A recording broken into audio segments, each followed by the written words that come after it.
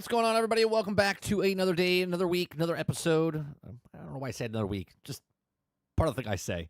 On today's show, we're going to be talking about watching a video of IGN's Marvel Cosmic Invasion is exactly what 90s kids want it to be. We're going to talk about North America gamers spend an average of $325 annually. We're going to talk about Battlefield 6 explains how matchmaking works. We're going to talk about Crimson Desert delayed to Q1 of 2026. We're going to talk about Battlefield 6 lead producer says large maps exist, confirming that the full game will offer bigger battles than the beta's cramped, chaotic firefights. And we're going to talk about reporting 80% of gamers have encountered cheaters online. So, if you guys like what we do here, we do this Monday through Thursday from 10 o'clock in the morning till noon Eastern. Hit that like button, hit that subscribe button if you'd like to go above and beyond that. Become a member as little as $5. What's going on, chat? Let me scroll up and see who's here. All Eclipse, Travis, Big Mo. What's going on? Roic, good morning. Sarge, good morning. Pickle Bond, which is Dustin, which is Dave, which is good morning. Let's see. Jason, good morning. Kylo, good morning. Roic, good morning. And I think, Waterbear, good morning. $325 per month for Dustin. Yeah. So, yeah, it's sad, Jason, right? It's sad, right? Jason says, but honestly, I have a total empathy towards Star Wars now. Nothing gets me excited about that brand anymore. Isn't that crazy? Isn't that crazy? How something just a decade ago, less than a decade ago, you were excited about. And then now you're like, Star Wars? Whatever, right? And you could chalk it up and be like, oh, well, it's because I'm getting older. But it's not. It's because they fucking destroyed the brand. They destroyed the brand. Sarge says, oh, someone from EA told me something that they want me to believe because it came out their mouth. What, am I, stupid? All right, let's talk about the average gamer. Let's talk about the average gamer. The average gamer, you and me. Eclipse says every single article said it ran good on PlayStation 4 and Xbox One. You're the only person I've heard to say it was running bad on old gen. I'll be honest with you, Eclipse. Travis just likes talking about Elden Ring. I mean, he does. He brings it up. He brings it up all the time. If it's good or bad, he always brings it up. It's crazy. It's like bringing up an ex-girlfriend. It's like, I hate her. But every day you talk about her. It's crazy. It's crazy. Crazy is like this. If you guys like what I do here, we do this Monday through Thursday from 10 o'clock in the morning till noon Eastern. Hit that like button. Hit that subscribe button. North America gamers spend an average of $325 annually. North America and Europe drives 46% of global gaming spending. Okay. North America North America players spend an average of $325 on gaming annually, which comes out at $70, right? Obviously, about 4.6, 4.7, right? So it's like 4.5 games. Because if it was $350 at $70 a pop, that'd be $5 a game, right? So we'll call it like four full-fledged games and a cheap game, like an independent game. So 5 games, right? 4 to 5 games, accounting for 28% of global market spending in a new report has found. Published on August 12, 2025, Newzoo analyzed player behavior and payment trends in the West. According to the findings, the West games market is seeing slowing player growth with 1.1% compound annual growth rate. In North America, it's 3.1. Okay, in Europe, it's 1.1 in North America. It's 3.1 in Europe between 2023 and 2027. As Newzoo recommended, studios shifted from acquiring new players to maximizing value of existing ones. So this is we talked about this a little bit with the business model of like PlayStation compared to like Xbox, right? PlayStation has their core fan base, and they know who spends the money, hence why they keep making like the Portal, the VR headset. They keep selling to the same people that are in that ecosystem. You see what I'm saying? Where Xbox is trying to get whoever wants to pay the $20 or whatever for Game Pass and whatnot. PlayStation's business model is all about same people that we know that are spending money on us are going to buy more from us because they're big fans, right? And that's the difference of maximizing the value of existing ones already. Okay. So same thing goes here with any other type of game. Like, how do they keep you in? And then if you look at the business model of like what that is like what Fortnite is. Fortnite's like people are playing battle royales, but now there's other battle royales on the market. How do we stop them from going to there? Well, let's make it here. Let's keep them here, which is Fortnite, then the Rock Band stuff, and the car racing stuff, and the Lego stuff, right? Let's do mini battle passes. Let's do mini battle royales. Let's do different game modes. Let's try to keep them in here. These people are already spending money. Let's get these same people spending more money. Okay? That's what they do. So the report found that global market size, $189 billion, up 3.4% year over year, with North America accounting for 28%, $52.7 billion of that total, and Europe making up the 18% to $33.1 billion. While North America and Europe house only 20% of players, $3.54 billion, the region together account for 46% of global spending. Elsewhere, the report found that North America leads in annual spend per player, with gamers spending an average of $325 each year. Okay. Now, obviously, you could take the games out of that 325 and you could put streaming service in there. You could put microtransactions in there, but the average person spending $325 each year. So there was that stat a couple months ago or last year that, was it 60% of the people are only playing like 7 games, right? 7 games total. 60% of the population is playing just like COD, Minecraft, Roadblocks, Fortnite. Okay. So that could be those people are only buying one game, but they're spending $325 each in that game.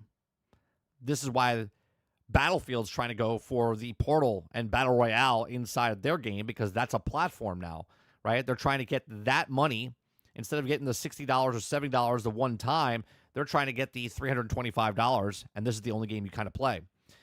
European players spend almost 3 times less, with an average of $125 cumulative Western gamers. 170 spend more than 3 times out of the Eastern gamers of $51.60 do on average. So a small share of payers, a large share of spend. North America leads an average of annual spend per player. So there you go. North America, 162 million. Europe, 264. Is that million? Is that what it's supposed to be? Let me see if it's a little clearer. Yeah. 742 million is 48%. Latin America is 171 million. 324.9 million average annual spend per player in 2025. And then in Europe, the average person only spends $125. That's crazy. 1/3 less. 1/3 less. The motivation behind players spending in these regions also differ, for 34% of North America players spend money to unlock exclusive content, while 29% do so on personalization, character customization. In Europe, 28% of players prioritize deals and offers, with 21% valuing ad-free experiences. The report suggests that discounted bundles and subscription models can also increase conversion in this region. So there you go. People in Europe are looking for deals. People in the United States are like, I'm just going to buy it. Okay. The report also found a diversity of players' spending patterns between regions in North America. 27% of players invest in content packs, power-ups, and in-game currencies. 24% of subscriptions and 23% purchase battle passes. Europe gamers, on the other hand, spend the most on in-game currencies and content packs, 21% each, 20% on subscriptions, and 18% on gear time-saving features. Okay. The research also reveals that microtransactions drive 49% of PC and 52% of console revenue in North America. Never going to change. Keep being you, guys. Keep being you. North America will, with the shooters and favorite genre in Europe, they drive 42% of PC and 51% of console revenue. With sport, the top genre, mobile, however, is a near 100% in-game revenue. The report goes on to recommend the companies that have significantly increased average transition value The Western markets offer alternative payment methods such as buy now, pay later, and cryptocurrency without sacrificing transaction volume. Today, players want to know what they're paying for and why, says Wiltshire. Head payments of how our monetization matters more than ever. So there you go. So lots of people spending money. So the average American gamer buys about 4.5 games or $325 a year on one game or across 4 or 5 games, right? So are you on that list? Are you buying 4 to 5 games a year? I think already this year I think I bought 4 games this year so far, right? I think I bought 4 games this year so far. I got RoboCop, I got Dune Awakening. There was one other game I bought that I know.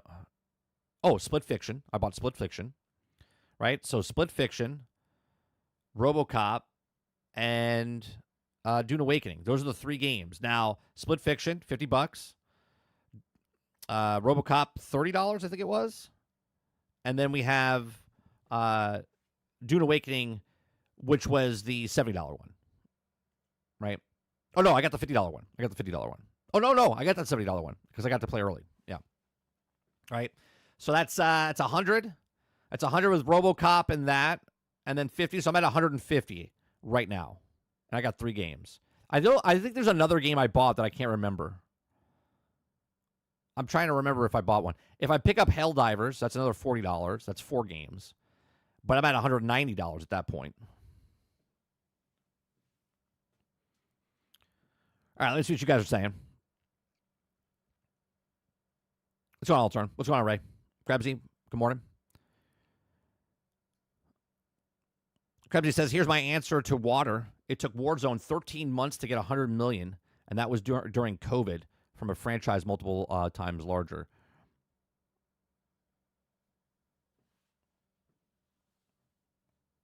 Let's see here. Waterbear says, Sarge, I think if it's probably too late for COD to pivot this year, but they will also definitely feel the sting a bit from Battlefield 6 this year. I can see next year's COD being the best in years. Well, did you hear what they're doing? Waterbear?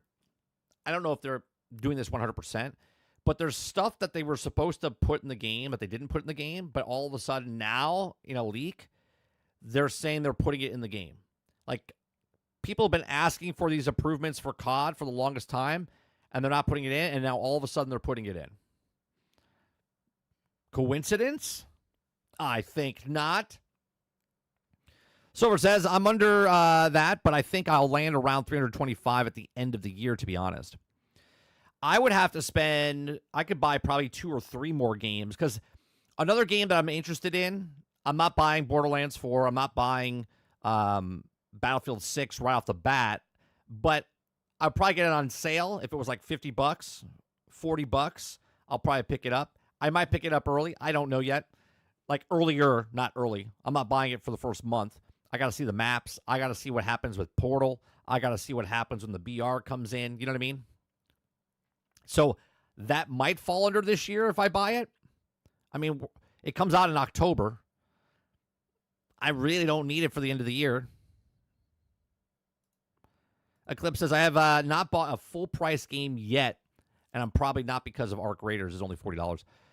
You didn't buy the you bought Dune early, didn't you, Eclipse? You were playing up in the early stuff. Oh, you probably got on sale on CD keys or something like that. Company says Battlefield isn't launching on last gen as COD, releasing month after it. Then 6 months it needs to deal with GTA 6.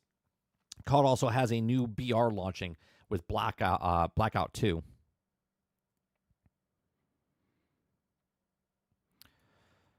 Krebsy says, optimistically, at the minimal, it will take Battlefield 6 2.5 to 3 years to hit 100 million. I don't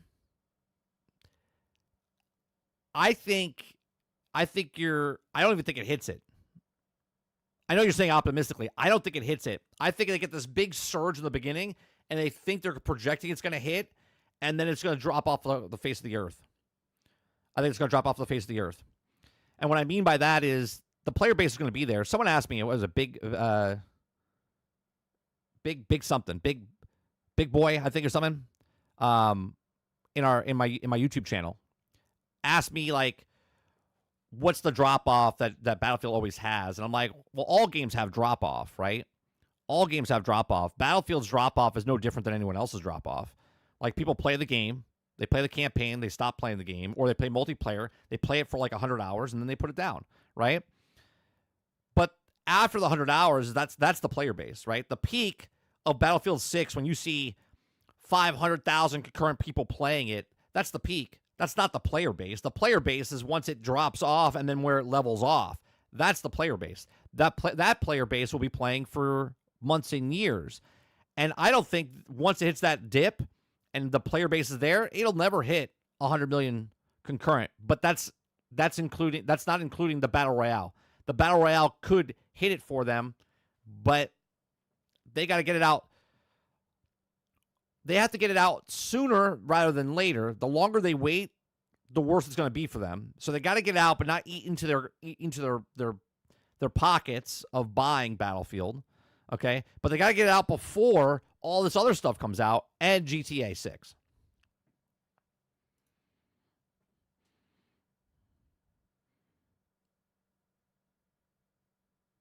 Warbear says, I'll spend almost two or three on games alone per year, plus all that goddamn gaming stream subs I have per month. I only pay for Game Pass. I don't have any other live service thing because EA plays in part of that.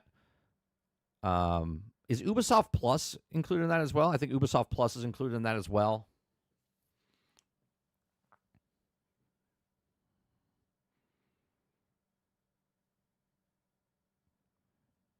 Travis says 30. Here's a question. Should I buy your Borderlands 4? And if so, on what platform? Here's the question. Should I buy your Borderlands 4? Me? Should you buy me Borderlands 4? No. Do not buy me Borderlands 4. I will not buy or play Borderlands 4. I will not play it.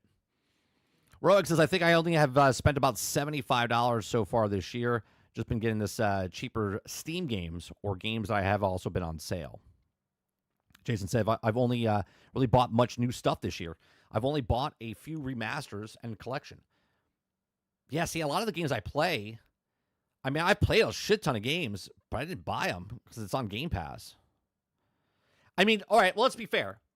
Because I pay for Game Pass and I have it for the full year and I have Ultimate, that's $240 for the year, right? And then I've spent an additional $140. So that's $140 on top of the $240. So I'm at $380. So basically, I'm above average there. Waterbear says Game Pass, PlayStation Plus does have me a lot of money. Also good, or does save me a lot of money. That's a good thing considering how many games I play.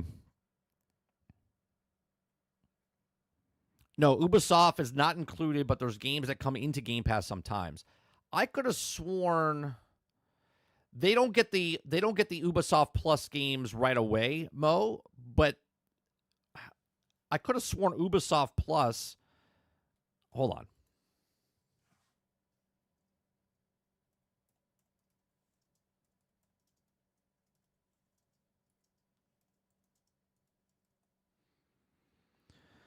No, Ubisoft Plus is not included in Xbox Game Pass. There's separate subscription services, while Ubisoft does not offer some games on PC.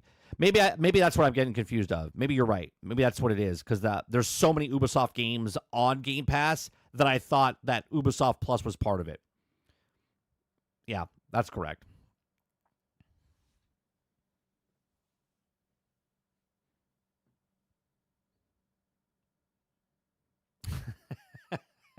Robert Jones says you should get your friend to buy a membership to 30 NSG. yeah. Don't buy me Borderlands. Take that money and buy a year's worth of membership for me on the channel. Like,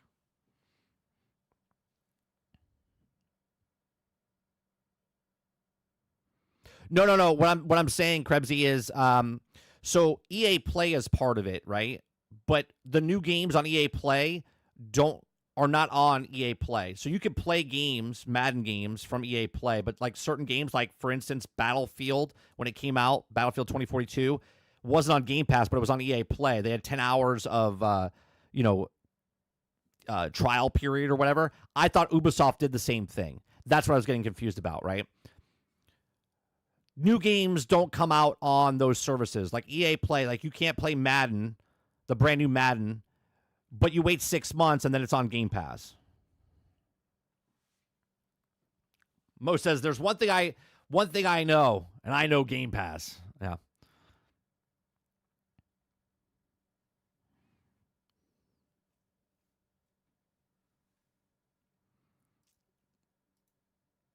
Yeah, like EA Play, you can't play the brand new games that drop on EA Play.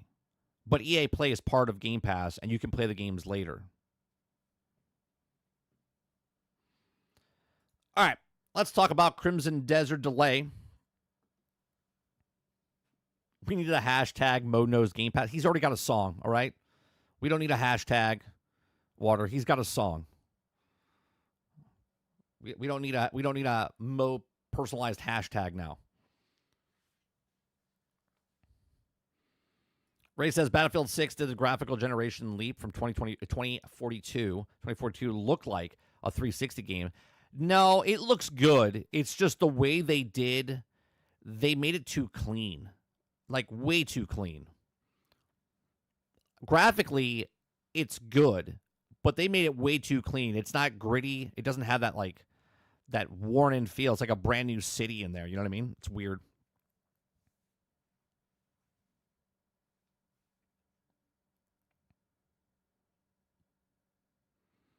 All right, so Crimson Desert, delay to Q1 2026. No longer due out in late 2025. Didn't this get delayed from 24 to 25? Now it's 25 to 26. My uh-oh meter is going off on this game, right? My uh-oh meter is going off on this game. I could have sworn this game was supposed to come out in 2024. They just kind of stayed quiet. And then it went to 2025, and now it's going from 2025 coming out in 2026. And I don't know, man. I'm getting a feeling. My spidey senses are tingling. Okay. Okay, so Pearl Abyss has delayed open world action adventure game Crimson Desert from a previously planned late 2025 release window to Q1 of 2026.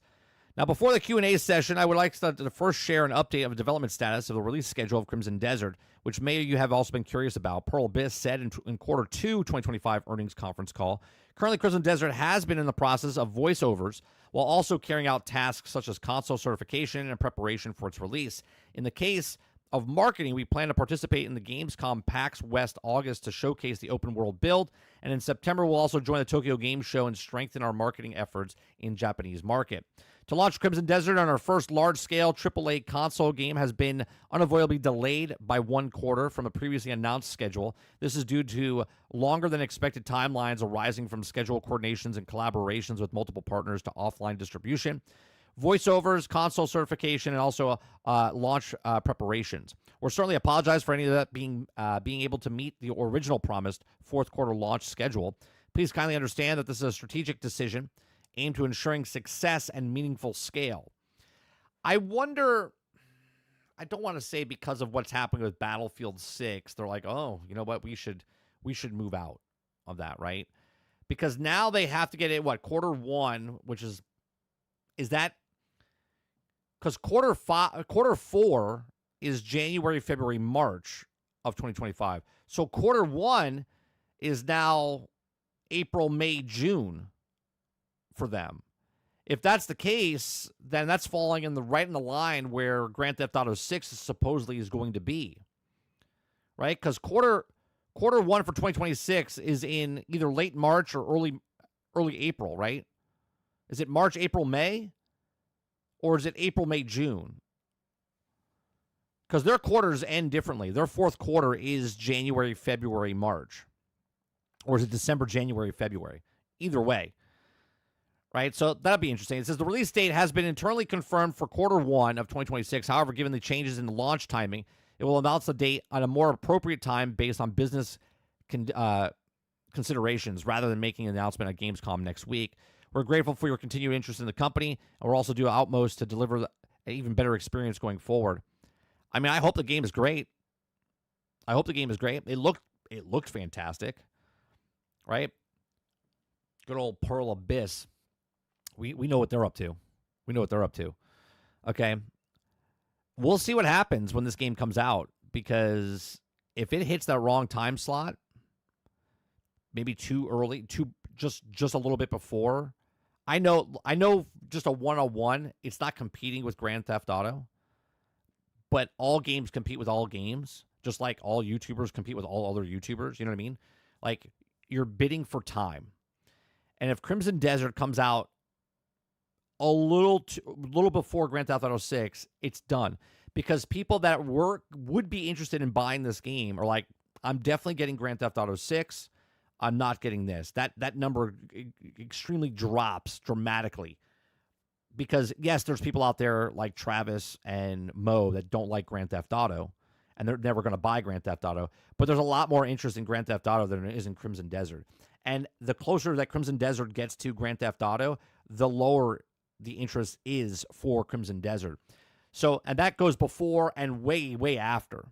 So we're talking like 2-3 months after Grand Theft Auto comes out, because if Grand Theft Auto 6 comes out in May, people are going to be playing that game till like August. So anything that comes out during that summer is going to have a hard time to compete. So we'll see what happens. Look, delay your game, make a game a solid game, make sure your game comes out complete. So hopefully what they're doing is fixing the stuff and making a game complete when it launches, and it's the best possible game it could be when it comes out. Maybe it doesn't find a hold until when it goes on sale, right? $70. Maybe it doesn't sell that many copies. Maybe it sells like 3 million copies.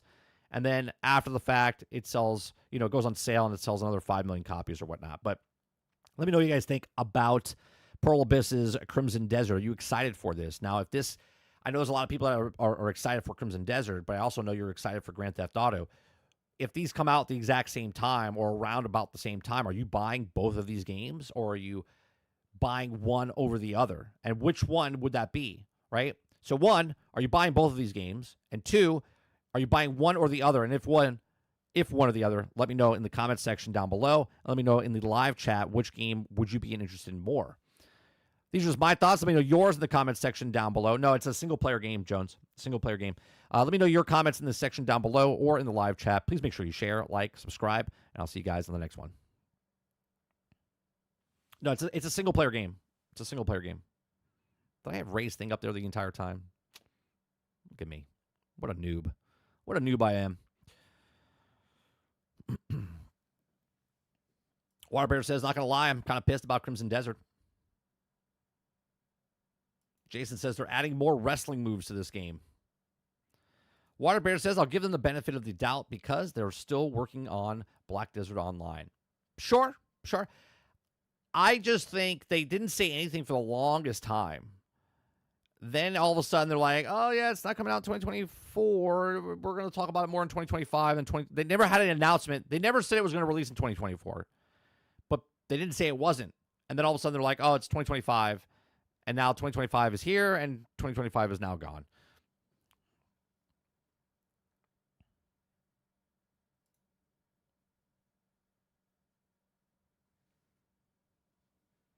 Roadkill says, what's going on, everybody? Smash that like button. Battlefield 6 is going to destroy Call of Duty.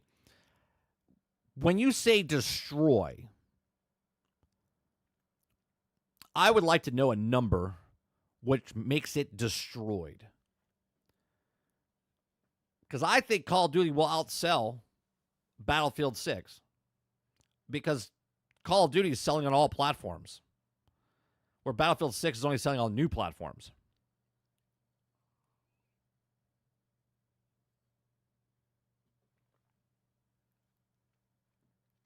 Eclipse says, the game was announced in 2017, so take your time. I will wait.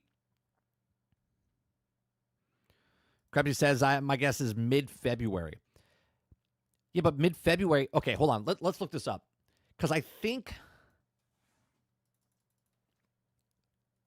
in the gaming industry, When is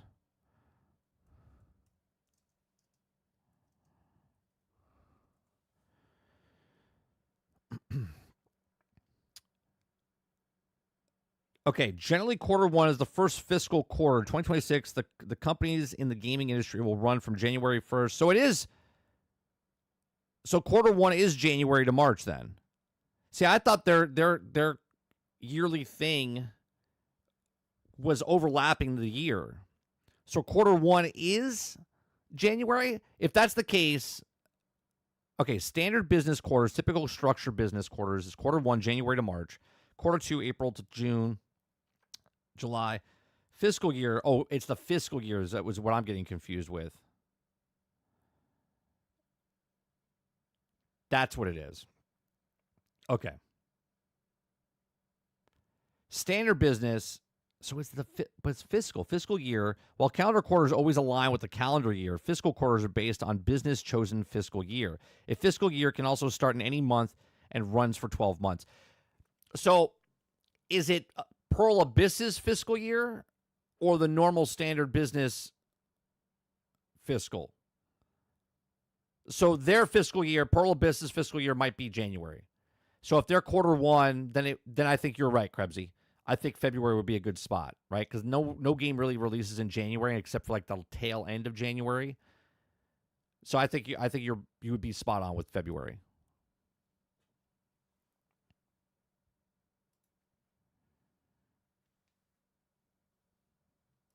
Krebsy says, "Let's hope Marathon doesn't scare them." This is the best possible game it can be. It'll be also a game of the year for next year. Don't care about Grand Theft Auto. Roadkill says $150 on a $10 scratch ticket last night on my fucking birthday. Nice. $150. That's a good scratch off. That's a good scratch off. We did a family reunion over the summer, and we gave out, what was it, 40 scratch off tickets, right? $2 scratch off tickets, and we only got a combined total of like $70. So we lost what, 5? It was $2 scratch off, 40 tickets is 80. Yeah, we made 75. So we lost $5. Battlefield 6, a new platform. Battlefield 6 out. So you're saying it's going to outsell them on the new platform. See, that'd be hard to distinct between, because Call of Duty is not going to tell you how many they sold on PlayStation 4 and Xbox One compared to what they sold on PlayStation 5 and Xbox Series S and X. So, unfortunately, we're not going to know that number. So, if you say they're going to destroy Call of Duty, it's got to be the overall number.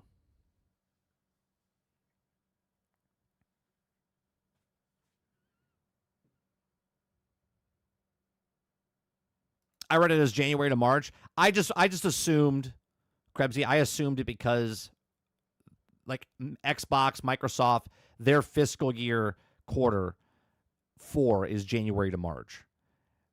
Right? That's why, EA was like, we're getting it out at the last quarter of the year, which wasn't the first quarter, which is the last quarter. So I just assumed. That was my bad. So, but Pearl Abyss, obviously not from the States, so their fiscal year or quarter or whatever is different. Power Wash Simulator 2 will be $24.99. It's official. Okay. Or on Game Pass. And not $24.99.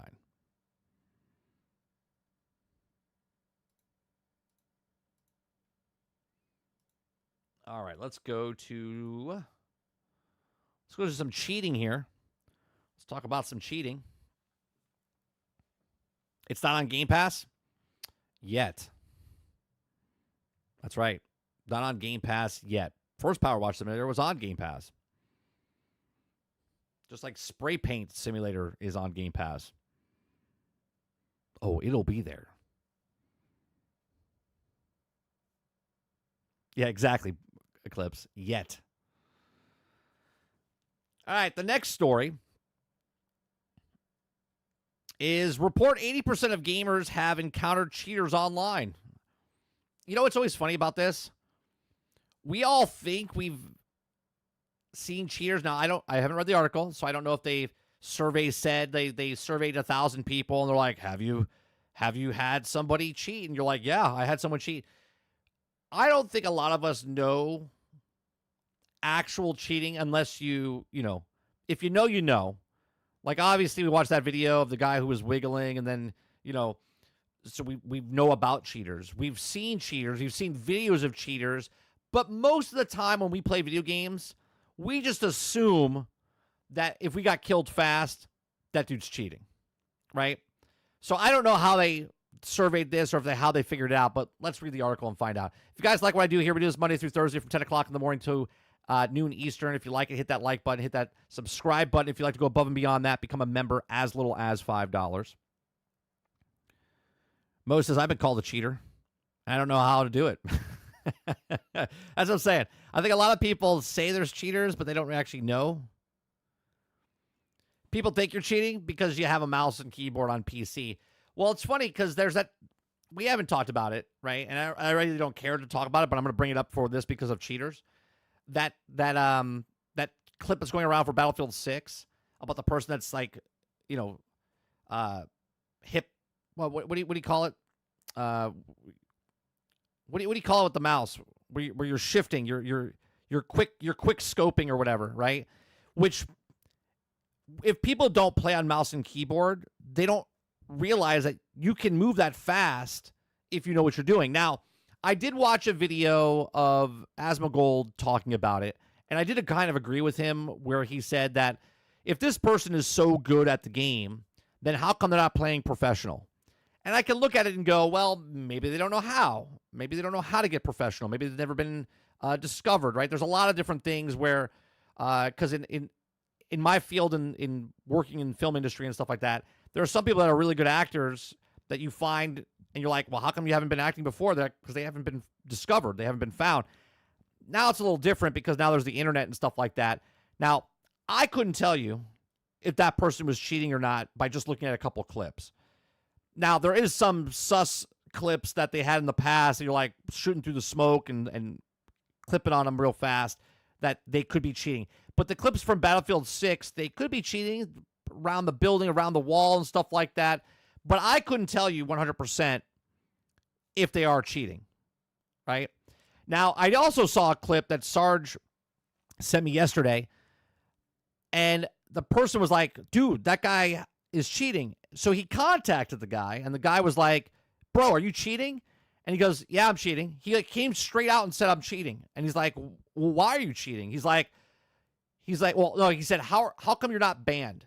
He goes, I don't know. He's like, one time they shadow banned me, and then they released it back out, and they never touched me for the last 2 years.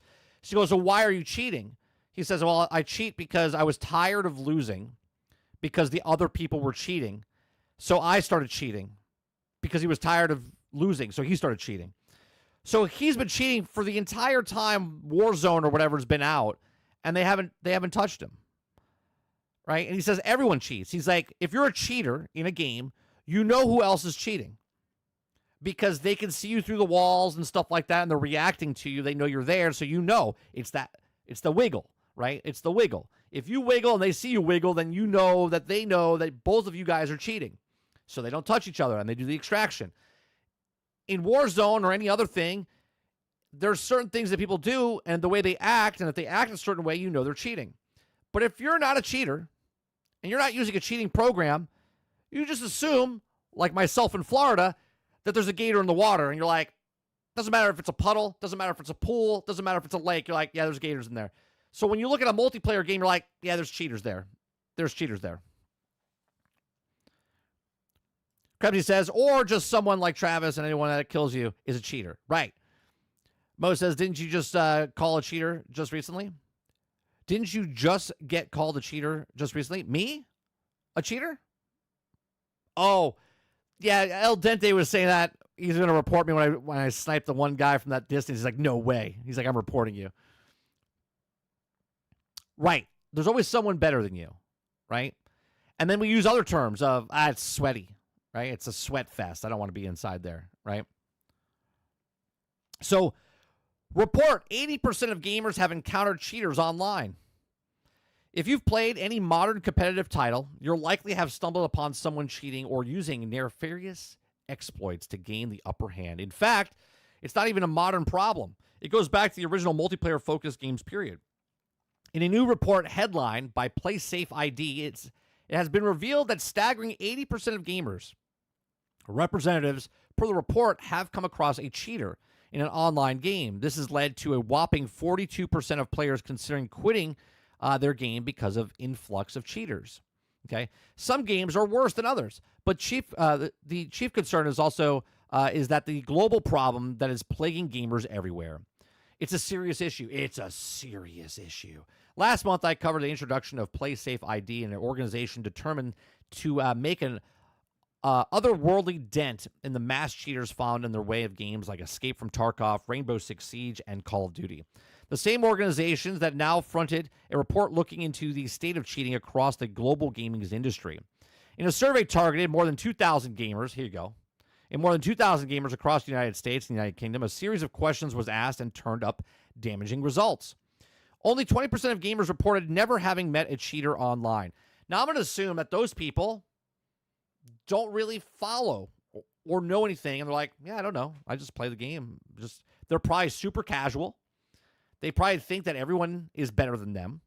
So they're just like, yeah, I haven't met a cheater. I'm just playing the game. Yeah, no, my experience is fine. They're like, okay.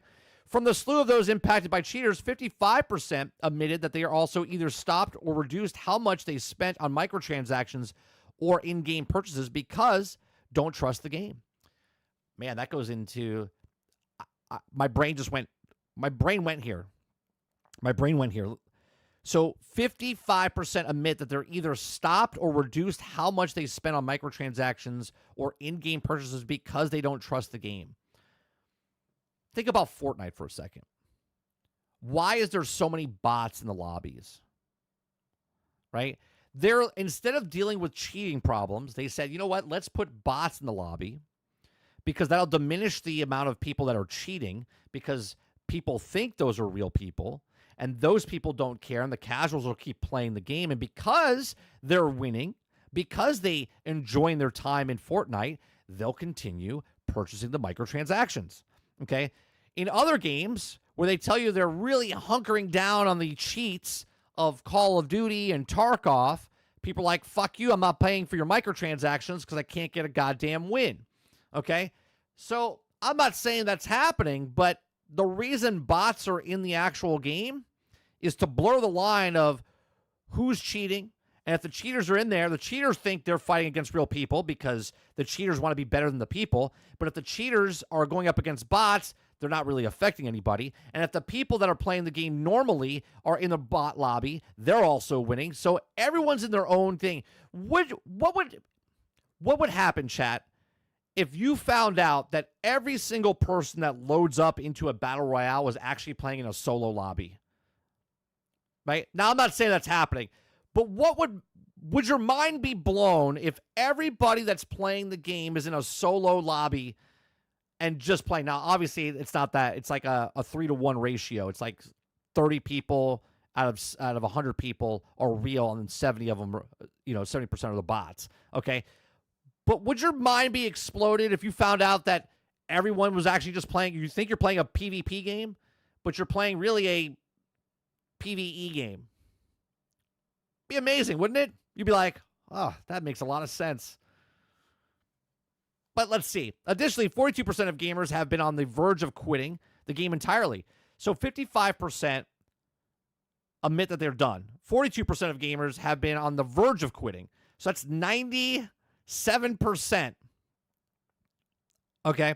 Between quitting and not purchasing stuff and just quitting indefinitely. Never looking back because of cheaters. That certainly is the case of Escape of Tarkov players. Despite the developer banning thousands of cheaters every few weeks, the game's sentiment is that it's all-time low. It was also recently discovered that the cheaters had made their way into Battlefield 6 beta, which has also been live for more than mere hours at the time of writing this.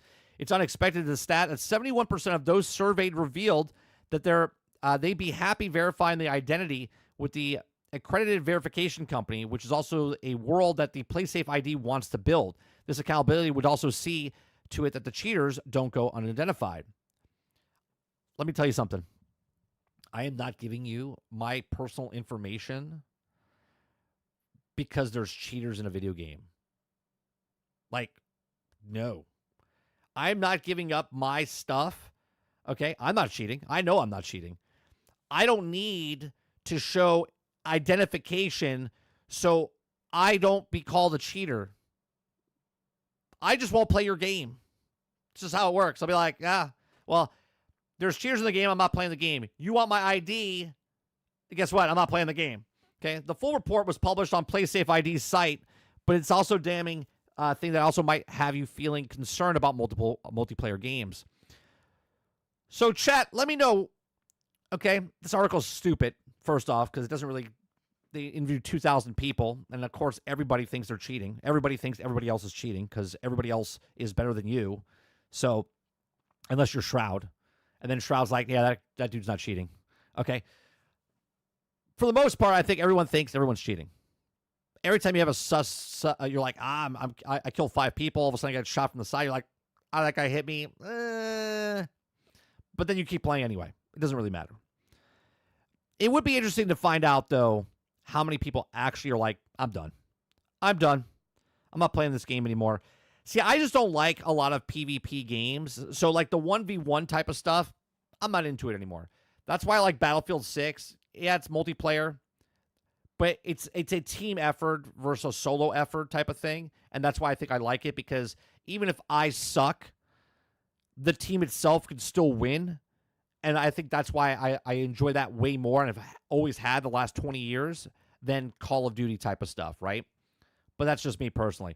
So let me know what you guys think, right? So do you think that there's always cheaters in your games? Or do you think that the problem's really not that big? Let me know in the comment section down below. Please make sure you share, like, subscribe. If you like what I do here, check out some of our other videos. Thanks for watching. All right, let me scroll back up here and see what you guys are saying. Ron Slusher says, Concord has cracked down on all cheaters. Yeah, there's no cheaters to be seen. Yeah, no cheaters to be seen. Yep, Krebsy says they got it down to 0%. Did you guys see it? FBC Firebreaker? That game is suffering. Another great success story. I can't imagine why that's not been concorded yet. Altern says there's always a game tag in Chinese that for some reason never misses a shot. Yeah, it's crazy, right? Mo says, I actually like playing with sweats. This is how I improve your game and get better. Ray says only bad than emotional players makes the cheaters excuses. Wait, only bad and emotional players make the cheater excuse.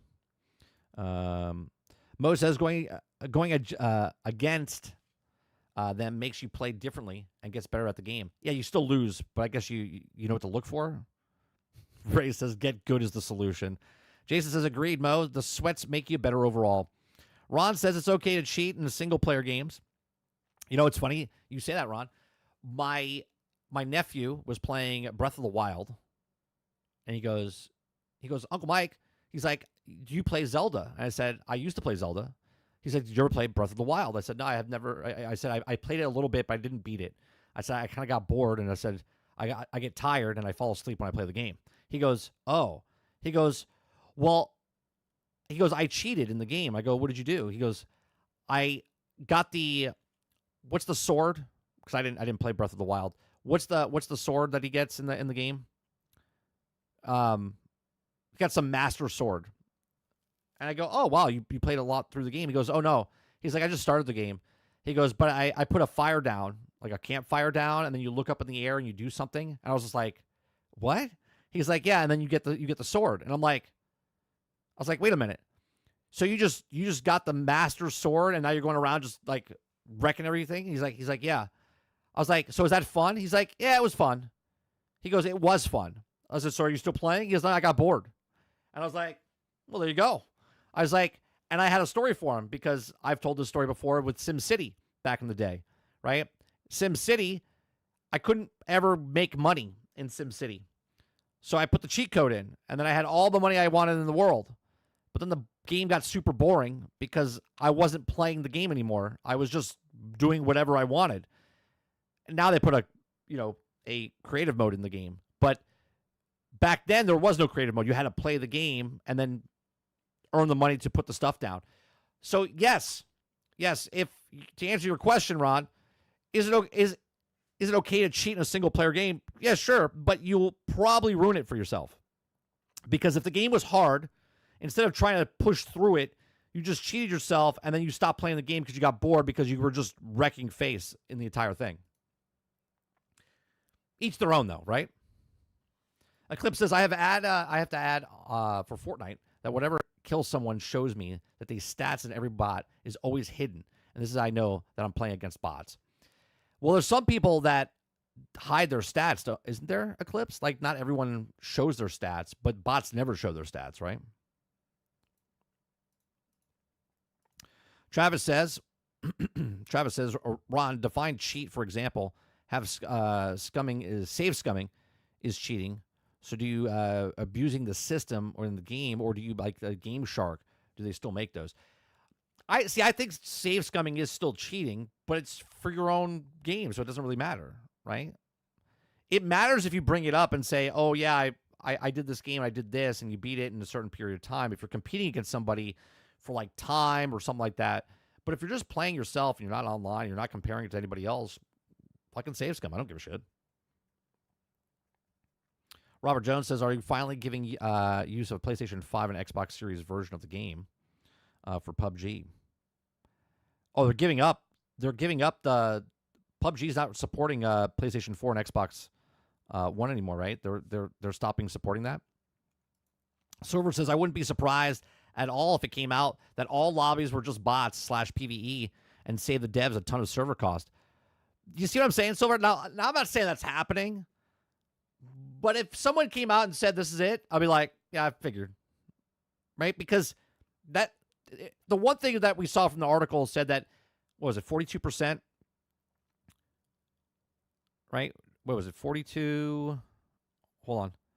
42% of the people, 55% admit that they either stop playing or reduce how much they spend on microtransactions, right? So if you're making $500 million a month and there's cheaters in your game, and all of a sudden 55% of that drops because there's one guy cheating or 10 people cheating out of all of the people, and then 55% of them drop and say, I'm not going to buy a microtransaction, they're like, well, how do we fix this? They can't fix the cheating, but they can put bots in to stop the cheating from happening against so many people, right? If you take the cheater and put him in a bot lobby, then he doesn't care because he's killing those people before he knows they're real anyway, right? And the person that's playing the game is just playing casually, and they feel like they're better because they get to win the game. Makes sense all around.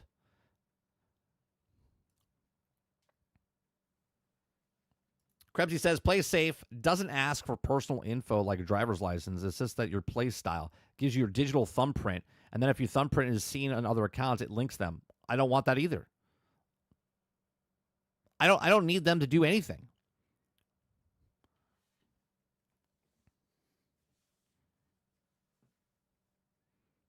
Why do people that are not cheating have to get more information taken from them?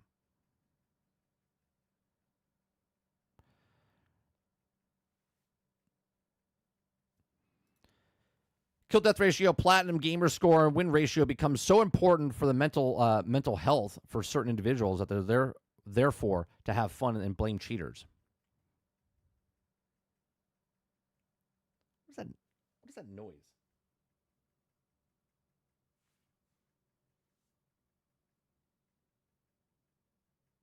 Hold on one second.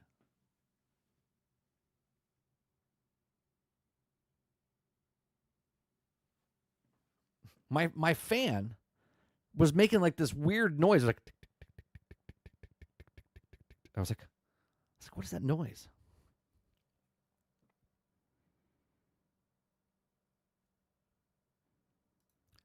So you're going at YouTube, ask for an ID. I already said what I was going to do, right? I said as a streamer, I would still stream. But as a viewer, if they ask for my ID, I'm done with YouTube. I would stop watching YouTube. Because I watch videos with my son, right, on my iPad. And then if I go back and watch a video that's not for a kid on my iPad, and then it asks me for my ID, I'm done. I'll stop watching. I'll stop paying for YouTube Premium and whatever.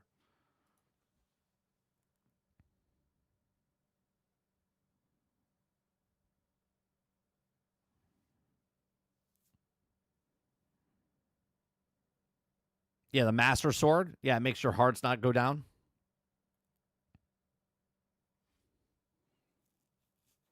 Save scumming is not cheating at all. I mean, sure. I mean, it technically is because you're changing the outcome of something, which is fine though because you're playing a single player game. So I really don't care if someone cheats in a game, regardless, in a single player game. I do care if someone's cheating in a multiplayer game because it affects everybody else that's playing the game.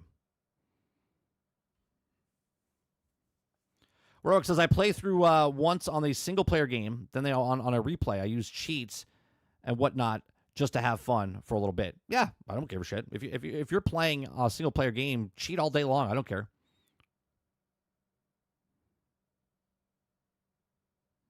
Scumming is like soft cheating. Save scumming in single-player game is basically like creating your own version of RNG. Altern says, you no longer save scum in games because no matter the choice, it also takes the same outcome and always the same. That is also true, Altern. That's actually a good point. A lot of these new RPG games, there's no reason to save scum because it's the same exact outcome regardless, no matter what.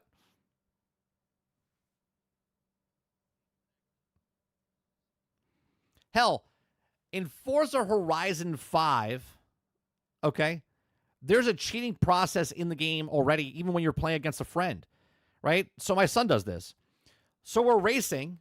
He misses a checkpoint. He rewinds, okay, and then gets to go through the checkpoint again. That's save scumming. That's save scumming in a multiplayer game when you're playing against someone. And then they still have the advantage of where they can go through the gate and then catch up to you, right? So that right there is save scumming in real time, rewind in real time, okay, and then still get back into the race. All depending if the race is long enough and no one else screws up or whatnot, right? Robert Jones says, I still feel shame for this day when XCOM gives me the achievement for scumming. Morning, Ginger Prime. But if everyone is cheating, they will stay and play. Right, bro? So this solves the problem. I think what they do, look, there's a big business going on with cheating in video games in general, right? There's a big business there. They don't want the people to leave the game. Now, obviously, the worst offenders they'll take down or not. But wouldn't it be funny if they can just take the cheater and put him in a lobby with all bots? They just know it. So every time they log in, the cheater thinks that they're going up against real people, but they're really just going up against bots. Guess what would happen? The cheater would figure it out, and they would get pissed off, and they would either make another account and then try to go back in the regular lobby, but then they sent back into like limbo, right? And they wouldn't cheat anymore, or they get bored and they would leave the game. But they don't want them to leave the game. They want them to think that they're the best so they can still spend microtransactions inside the store. No, Travis, I haven't done the Cosmic Invasion yet.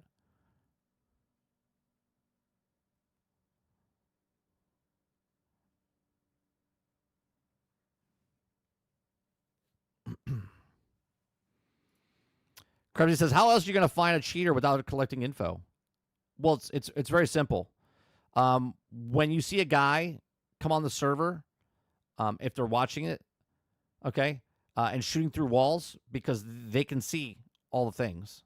They don't have to collect information, right? If someone's information at the end of the day is 123-0, and he goes to the next game, he's 123. Maybe he's the greatest player in the world.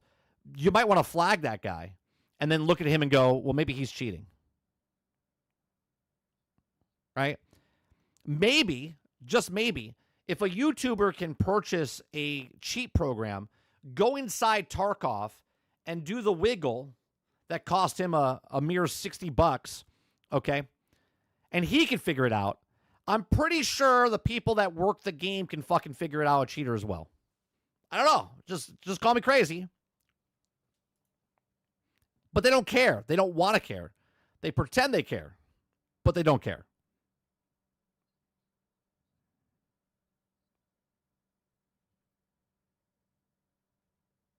Hey, Mikey, what are you watching on your iPad? Nothing sexual. If I watch a cartoon like DuckTales on my iPad with my son, and then all of a sudden I go back to political stuff, or I watch a person that's cursing, and then all of a sudden they ask for my ID, I'm done watching YouTube. Right?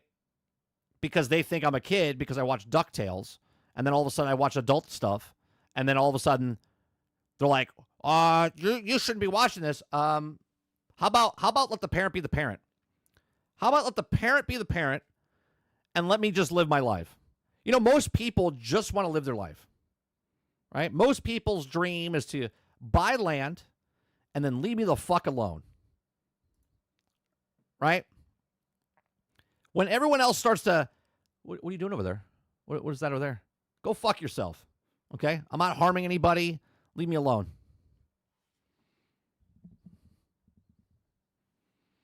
Waterbear says, remember Save Scumming in Avengers? Pepperidge Farm remembers. Roadkill says, if anybody in that chat room is a cheater, I suggest you stop immediately.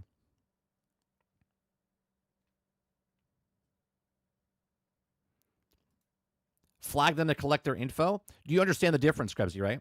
Do you understand the difference of if someone's flagged, then you collect the info? You're not collecting my fucking info without me doing something wrong. You do understand the difference, right? If I'm doing nothing wrong, then you shouldn't have to look into my stuff. But if I am flagged because someone thinks I'm a cheater and they collect that one person's stuff, then they erase that stuff afterwards if they're not cheating. That's fine. But if everyone's putting their stuff in, they're collecting data on everybody. Go fuck yourself. Robert Jones says, I feel exactly like that, 30. Who cares? If you cheat in a single-player game, multiplayer is a no-no.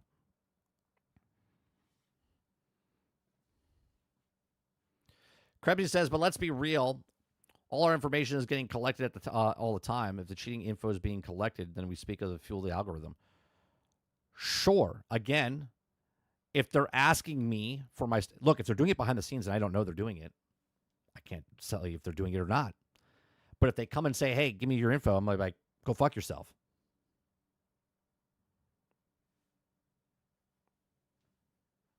See, if someone came up to you and said, here, I need you to carry this camera with a GPS on you, okay? And it can also record your voice. Here, have this. And you're like, no. But they're like, hey, we got this new cell phone. It's got Wi-Fi on it. It's got a nice 4K camera. It's got some GPS on there so you can get around. Here you go, $1,000. You're like, yay, I got a $1,000 cell phone that can track me and they can hear everything I'm saying. Right? There's the difference. One is, here, do this because I'm telling you to do it. And the other one is, hey, we have this thing that you can purchase and it's my choice.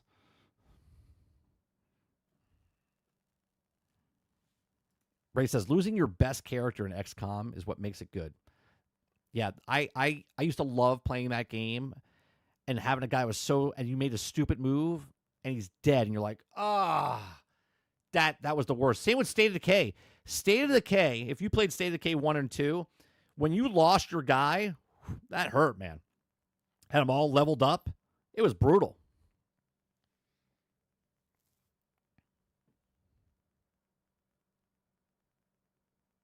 Roka says, and the only thing info you need is their gameplay and if the gamer tag. Kick that bitch out of there. Yeah. I mean, you look at the stats, and if someone goes 94-0 and their kill death ratio is 6.0, maybe they're the greatest player on earth. Maybe.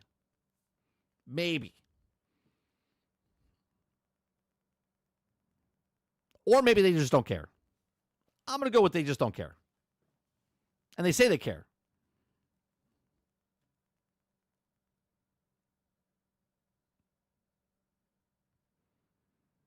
Roic says they like to make you think it's your idea so they can get you and to do whatever you want to do. It's do easier. Right, 100%. If they came up to you and said, here, hold this, put this on, you're like, no, I'm not going to do that. And they're like, we've got this brand new technology.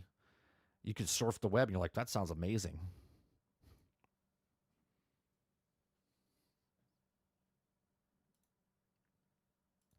All right. Next couple things we have going on here is Battlefield. Battlefield 6 explains how matchmaking works. It doesn't. Thanks for coming. It doesn't work. No. Battlefield 6 explains how matchmaking works. So Battlefield 6 addressed how matchmaking works, clarifying the question players have on the subject. Battlefield 6 has been in the spotlight since its announcement marking the return of a popular shooter franchise, which hasn't released a new game since Battlefield 2042 in 2021. The game promises explosive combinations of combat, warfare, and freeform of players, making the shooter one of the most anticipated releases of 2025. Okay. Battlefield 6 also has been one of the most talked about topics in the moments due to the open beta, thanks to it. Players can also check out Battlefield 6 features in the new maps and return to the familiar assault, engineer, support, and recon roles. And the weapons vehicles, another feature also Battlefield 6 players are getting used to, is matchmaking, the fundamental aspect of online multiplayer games. Shedding light on the Battlefield 6 pairs players, a member of development team recently touched on the subject. So on Twitter, lead producer David Serlin also revealed that the skill-based matchmaking is not the priority in matchups between servers in Battlefield 6 open beta. In response to players who asked if some kind of skill-based matchmaking kicks in situation, Serlin said that the aspect primarily considers our ping and time to game. The lead producer does not deny that the skill is a factor in matchmaking, but says it's low on the list. He also adds, though, that it is not a priority of Battlefield 6 modes need a spread of skill to work well. Yeah, this hits hard in Battlefield, right? So the skill-based matchmaking that happens in this game is that it's going with your ping, which is always done in Battlefield. That's how it's always done it. It's like low ping levels and stuff, so that's the best experience for that. But it doesn't split up the teams to be like, oh, well, this guy is better than this one. We're going to move him over to the... It doesn't do that. So if you ever watch the scoreboard when you first start a match, it can be lopsided. It throws in everybody over on this side, and you have like 5 people on this side. Do you think like the 5 people on this side are like the best in the world, and they're going to make it 5 on 30? No, that's not how it works, right? So it just kind of fills it in with the pings and whatnot. That's why sometimes we would get upset. Me and Sarge were in the same group, but then we get in the game and it splits us up. Sometimes, like, it just puts people in, and then you have to wait for a group to open up and then slide over or whatnot. So the skill-based matchmaking has never been the greatest inside of Battlefield, but at the same time, you have those matches where you'll lose like 800-0, right? Then you'll have the other matches where you're like 5-0, where you have like really nice, it's tough, sweaty, as people would say, okay? But it actually feels really good. So their matchmaking, skill-based matchmaking, is not like what you find in Call of Duty or Overwatch or anything like that. It says, clarification, open beta uses all matchmaking priorities expect for launch, and we also the same as we also have been in previous titles. We prioritize ping and the time of the game ahead of most things. Okay, skill is a factor, but far out from the list, and all the large modes need separate skills to work well. The sandbox needs many different types of skill to function well, and there's also the matchmaker team balance to make the teams even as a process, right? Because let's say you have a group of people. Like, we have 4 guys in our group that are all just master Battlefield guys. Okay? Well, what do you think would happen? We would dominate, so our squad is awesome, but our team loses because the rest of the team doesn't know what they're doing. Okay? And that's why I like Battlefield, because it's not about the one squad that can destroy face. Okay? It's about the team as overall. And as you play the game, you like learn what to do better. Right? Winzo came in yesterday. Was like, hey, I don't really like what's happening in Battlefield. Can you give me some tips to play Battlefield? I've never played before. Yeah, you play Battlefield, and you're not playing Call of Duty. You're not playing for kill-death ratio. You're playing for points. You're playing to keep your team alive. So if you want to play a medic, then don't shoot. Just keep your guys alive. Just keep them supplied if you're a support guy, right? Put ammo down, put medipack down, right? Like, whatever you need to do. So you don't need to be a great Battlefield gun player. You could be an okay gun player, get your kills, 5 kills, 10 kills, or whatever it is. But your points, you could be high up on the board and progressing stuff because you are a medic or you are an engineer. And that's why I like Battlefield. That's why people call it a much more casual game compared to Call of Duty. But at the same time, the casual, it's not about being casual. There's a lot more depth to Battlefield if you know what you're looking for or understand the way the gameplay is supposed to be played, which is PTFO, which is play the fucking objective. If that's capturing a flag or killing the tank or taking over a town or, you know what I mean, like moving up to a certain point, the objective is the objective. The objective moves all the time, right? It doesn't just capture point A because you play different things. You're like, hey, we need a flank on the left. That's the objective. Get up there. Push on the left. Once you push on the left, it moves the team over, and then we can get the actual objective, which is A or B, right? So previous fans expressed concern about Battlefield 6's approach to skill-based matchmaking, a feature of Call of Duty series that divides players' opinions. Okay, the portion of Call of Duty's community argues against the skill-based matchmaking, says the feature creates highly competitive and stressful matches rather than the focusing on connections between players. Previously, David Sirlin stated that Battlefield 6 matchmaking will be guided in addition to ping, mainly the server's ability to player's location. Okay, with the first weekend in Battlefield 6 open beta ending in August 10th, players are now preparing for the second wave of testing, which is happening right now, and the next beta weekend will start on Thursday, like I said, right now. It will be available on Empire State map that also Rush. I watched a little bit this morning. That's a small map, man. It's got the verticality in it, but it's a small map. There's also be new sets of rewards that Battlefield 6 players can unlock by playing the second weekend of open beta. So we go from that to the next story, which Battlefield 6, which I kind of think this is the same story as like yesterday, but it might be done in a different way. It says Battlefield 6 lead producer says large maps exist, confirming that the full game will offer big battles than beta's cramped, chaotic firefights. Okay. We went big down the road yesterday about Battlefield. In the beta, they should have put a big map. Firestorm would have been a good match to put in, by the way, right? Because it was a game that was a map that was already in the game in the past. And it would have been a great map to show off what Battlefield's about. But now you're kind of using that as one of the maps in the end game anyway, which I find is a little weird. Like I would have used that as the beta map because we already played that map. And then if you've never played a Battlefield before, you would look at this map and go, "Oh my God, it's really good." Aside from a few moments of, I had a great time with the first beta. He says. Beta weekend. The guns largely felt lovely. I got 16 kill streak as a tank gunner and watched someone drive a Jeep with C4, covered in C4, into an enemy anti-air gun that all hits. My main complaint about the beta, however, is the smaller scale maps meant to be hitting too much too fast. Okay, a lot of people have complaints about this, but the people that are not Battlefield fans are like, well, this is like the other Battlefield games. They had smaller maps in the game, and we get that. We understand there's maps like Metro. We understand there's other maps that are smaller, but Battlefield All-Out Warfare is what it's known for. It says, luckily, Battlefield Studios has heard the concerns of players like me who prefer more sprawling scale Battlefield, and DICE lead Battlefield producer said that they expect bigger maps where fights aren't only ever cracked to 11. Okay. Sterling said that the selection of the maps in the first Battlefield 6 beta weekend were chosen as a showcase on how Battlefield 6 is being designed to accommodate faster-paced combat, not just pace already enjoyed by cool, strong, and incredible, brave individuals. Okay? He says, we picked these maps to make sure that the full-octane version of Battlefield is on hand, and they made everyone see that they handled that too. So large maps exist, and the tempo scaling according to all they're able to see soon enough. I get that we're playing a beta. Right? I get that we're playing a beta, but the criticism that we're giving is based on what we're playing. There's still things missing. We don't have the hammer. We don't have the ladder, right? They still haven't moved. I don't think they moved the recon beacon over to them, right? So there's a lot of things that they haven't done yet. They still haven't put all the vehicles in. We still don't know where all the guns are. There's a lot of things that are not official yet. But what we've played, we're like, these maps are a little too small for what it is, and they're like, well, yeah. Now, I get they're trying to make the core gameplay, and the core gameplay is infantry. Infantry is the core gameplay, but the core of Battlefield is the sprawling maps. If you can make a smaller group of people feel good, then on a larger scale, it'll work as well, okay? It says, that's the music to my ears because I've always come to Battlefield for the maps that give battles room to breathe, okay? And this is another thing. Like, if you play Call of Duty, you're constantly in a fight, okay? You know why people like battle royales? Battle royales, they have a mix of everything, right? Yes, it's a solo more experience in a battle royale, but you're not always in the shit.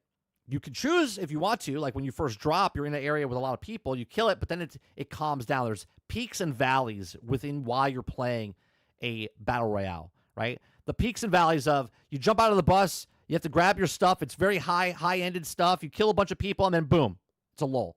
Now you're running around, big open spaces. You're running around. Maybe you pick up a vehicle. Maybe you pick up get on a plane. Maybe you hyperspeed. Maybe you run fast or whatever it is. You're exploring, right? Peaks and valleys. Battlefield's like that. Call of Duty is not like that. Call of Duty is game starts, it's constantly in your face. Battlefield is run to the pace, and then all of a sudden peaks and valleys, right? I killed the guys over there. Now, okay, let's move up, right? I got to run to the next point. Peak, firefights, gunplay, right? Then it lulls again. That's why people like battle royales, not just because it's individual stories, is peaks and valleys, right? Gives you excitement, then it takes it away. Gives you excitement, then takes it away. And as you're going, you get more excited because the number goes down. You're 10 left. There's 5 left. You're like, oh my God, right? That's what it feels like. It gives you that anxiety of sort of like in Sea of Thieves when you see a boat in the distance, you're like, oh God, they can see me. We're going to fight. Okay. So the beta maps are plenty fun, but strung back to back left me yearning for less exhausting versions of Battlefield. Okay. The line that is also thinking, sadly, wasn't convincing of the dude who also told me that the beta match, liberating offensive of bigger maps doesn't make sense. I'm not sure what makes more sense about feeling like you're being repeatedly kicked in the head on the Cairo, but wish him well. But anyway, it says, unfortunately, probably won't be seeing Battlefield 6 biggest maps in the second open beta weekend. Battlefield Studios says that they are adding the Empire State map and rush mode and the beta matchmaking pool, and the Empire State's lack of vehicles and focus of verticality is probably make more dense firefights. What I watched this morning, I don't want to say it's Call of Duty like it's a 1-to-1 Call of Duty, but it's in your face. Like I watched people play, and like there was people spawning in right when they came in, which I think they have to adjust now. Okay, you shouldn't jump in a match and a guy should be running around the corner right when you're there. Right, that happens in Call of Duty. That shouldn't happen in Battlefield because there's points of interest where you spawn back in unless you're spawning on your actual your mate itself. But yeah, so look, Battlefield's about the maps. It's about the size of the vehicles and different situations that you're in. It's not in your face, constant firefights all the time. The peaks and valleys are bigger in between. Right, instead of in between a firefight, like you kill someone in Call of Duty, and then there's already a guy coming around the corner next. Right, in Battlefield, there could be a group of people. You kill them all, and then there's nobody, and then you have to run around the corner. You have to run around the map. You have to try to find the next thing. In this, when I say it's about Call of Duty, the Cairo map feels much more like a Call of Duty map than it does a Battlefield map. But these are just my thoughts. Let me know yours in the comment section down below. Please make sure you share, like, subscribe, and if you like what I do here, check out some of our other videos. Thanks for watching. Travis says out there you should show everyone that the short I showed you about the Battlefield 6. Oh, the yeah, we could show. I could show that. I could show that.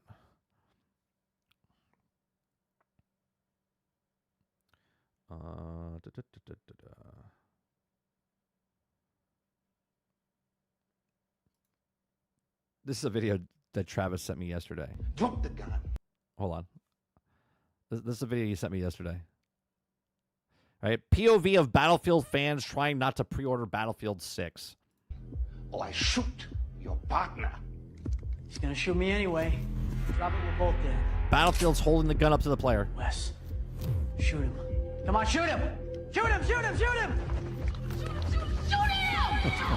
Shoot him! Shoot him! Shoot him! Shoot him! Shoot him! Shoot him! Shoot him! Shoot him! Shoot him! Shoot him! Shoot him! He's having flashbacks because Battlefield 2042 asked for pre-orders, and it didn't work out too well. Didn't work out too well.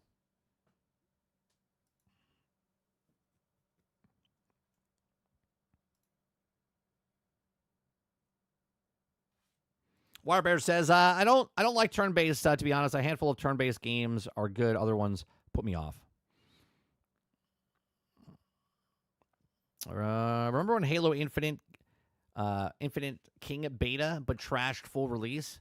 We don't want that to happen in Battlefield 6. Right. Eclipse says, I'll get it eventually. It's not day one for me. Arc Raiders. I'm more excited for that. Warber says 30, I believe. 39. I don't know who 39 is, but I believe that will also happen just like with the rivals. The objective players will rise to the top. Players in that just will also remain in the lower tiers. Yeah. And look, if you play Battlefield, you'll understand what I'm saying. Right? Here, you know what? Let me bring up what I wrote. Because Big Boy asked me. Let me bring up. I think his name is Big Boy.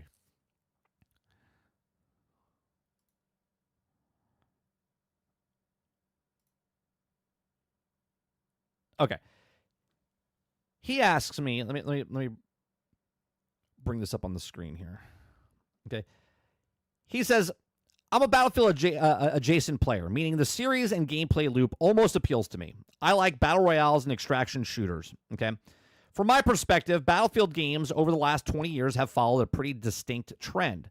He says, I started off relatively strong, and then 2-3 months later, most of the player population leaves. I think it's because the core loop is too repetitive and it doesn't reward players for sticking around past 100 hours. Now, first of all, 100 hours is a really long time to play a video game. Okay? 100 hours is a really long time to play a video game. Okay? He says, I'm predicting based off my time with Battlefield 6 beta, the same thing will happen here. Yes, probably, because if you even put 100 hours into a game, you'll probably fall off after that because, well, the other games will come out and you'll move on. It says, if you were to put in charge of Battlefield franchise and you had to fix Battlefield's player drop-off trend, what would you tell EA to do? Do you think there's a problem worth solving? So I wrote a fucking article. Okay, I said, well, it's a pretty distinct trend that you're talking about is almost every game in the last 10 years. It happens more so now than it is in many games are coming out, like thousands of games, right? So many games are coming out, so there's more competition than there was 20 years ago. Okay, then faster than before. Once you beat a game, you put it down. Now you add live service to that mix, and there's a handful of major games that people keep coming back to, like Minecraft, Roblox, Fortnite, COD, Grand Theft Auto, Apex Legends, and League of Legends. And this is even harder now because 60% of those people are playing these 7 games. Okay, so now to answer Battlefield specifically, I have played every single one since the start, and I would argue that the player base, which like any game, is the base after it calms down after the hype, not the peak, right? You can't look at the player base like Battlefield 6 when it comes out, okay? When Battlefield 6 comes out, you can't look at the peak and go, that's the player base. That is not the player base, okay? The player base is when it drops down and then levels out.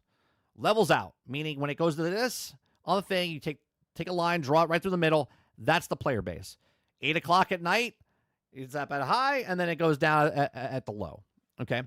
So I said, plus Battlefield games didn't come out every year like COD. So when playing Battlefield 1942 and 2002, there was always full lobbies from 1942 to the next one, okay, which was Vietnam, okay? Which to that game was Battlefield Vietnam, and then Battlefield 2142, okay, then Bad Company, and then the fourth, and so on and so forth, okay? And each version brought more players up until Hardline, which tried to be COD and then failed and then went to Battlefield 1, okay? And to this day, still fine. Like, you could go into Battlefield 1 9 years later right now and find full lobbies, okay? Full lobbies. Now, I know what you're thinking. You're like, well, that game's dead. Well, it's not dead. If I can go into a game, doesn't matter if there's only 64 people playing an entire game, okay? If I can go into that game and get in a full lobby, why do I care as a player if that game is dead or not popular? Because I'm going in that lobby and I'm playing the game with a full squad, with a full team, 64 players. Okay, so I don't care if the game is dead, right? When I'm playing the game and everyone's there. So I continue by saying, not sure it matters if the majority of the player base left because servers are 64 versus 6, 32 versus 32, 64 versus 64, and are still full with people that want to play Battlefield. Now, people still play Battlefield 5 7 years later. They still play Battlefield 2042. It sucks because it's also not a Battlefield, okay? So I said, now the answer to the Battlefield 6 question, will this happen? Yes, the majority of the people that buy Battlefield 6 will play the crap ton of it for a few months or 100 hours and then drop it. And then you'll have a true player base who keeps playing, okay, as everyone else plays other games. As far as talking or taking over Battlefield franchise, I would just make Battlefield make a game, sell a game. I wouldn't try to chase trends. I wouldn't make Battlefield into other games. I would make Battlefield better and take all the things that worked in the past Battlefields and put them in the next Battlefield. You can't stop people from leaving your game. You can only stop people from buying your game if you sway too far from the core of the game, okay? And that's what happened with the last two Battlefields. Battlefield 5 failed because the core audience left. Battlefield 2042 failed because the core audience didn't come back from the first one. So that's the issue.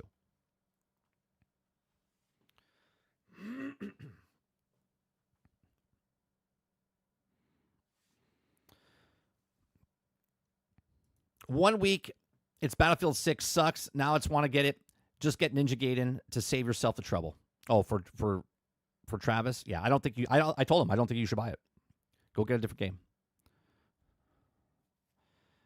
You didn't like Marvel Rivals, and that was free. So don't spend $70 on a game you're going to play and then put down after just a couple of hours. Wait till it goes on sale.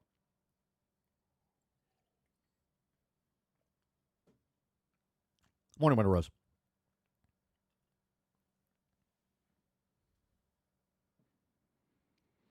Sarge says there are many details that make Battlefield all-around game that it is. It's obviously they want COD base. Buy it before COD comes out. True, but real shooter versus hero shooter, still the same. You don't like those types of games, Travis. You've been here 2 years. I know what you complain about, and I know what you like. And if you had to pick between the two games, buy Borderlands 4. Don't buy Battlefield 6 because it's a waste of your money. You're going to go from Borderlands 4, and then you'll go to the next game after Battlefield 6.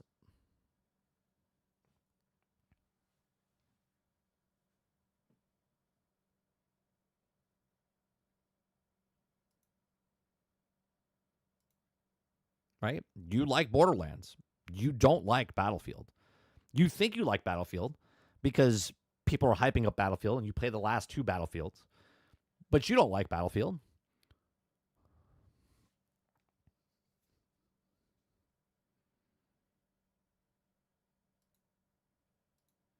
A lot of people will make a buy of Battlefield 6 because everyone else is hyped about it.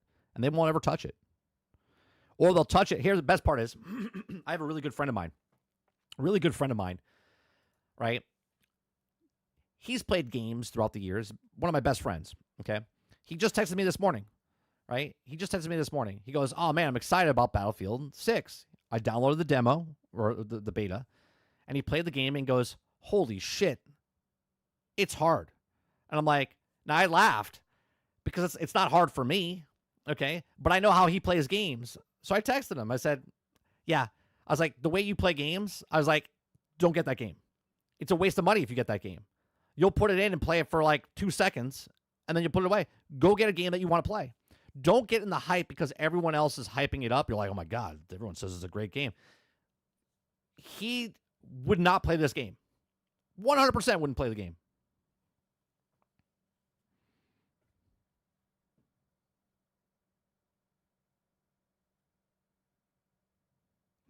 Trust yourself, Travis. If you want to buy the game, buy the game. I'm just letting you know, based on all the conversation and all the shit talking you do in my channel, that you would not like Battlefield 6.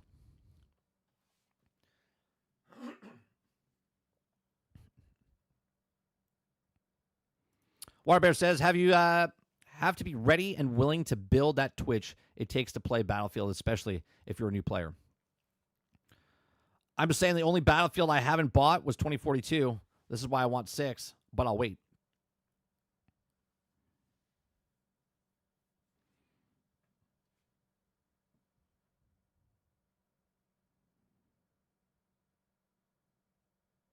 All right. Let's talk about IGN and the Marvel Cosmic Invasion. Marvel Cosmic Invasion and exactly what the 90s kids want. Links in the description down below. We're going to watch this. I think it's like an 8-minute long video. We'll talk about this a little bit. Okay, so Marvel Cosmic Invasion is exactly what the 90s kids want it to be. I'm excited for this game. Right? It's just a beat-em-up side-scroller like Teenage Mutant Turtles, Turtles in Time. The Mighty Morphin Power Ranger one. There's a G.I. Joe one that I don't think it came out for PC, but when it comes out for console, I'm going to pick that up as well.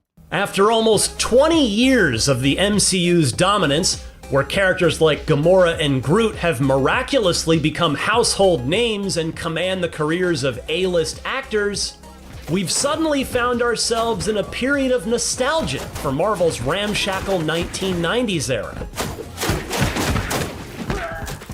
This was first felt with the warm reception that found Disney Plus's hugely charming X-Men 97 series. Still haven't watched it. I watched the first, I think, episode. I watched one episode, and I was like, I'll watch it later. I haven't gone back to it.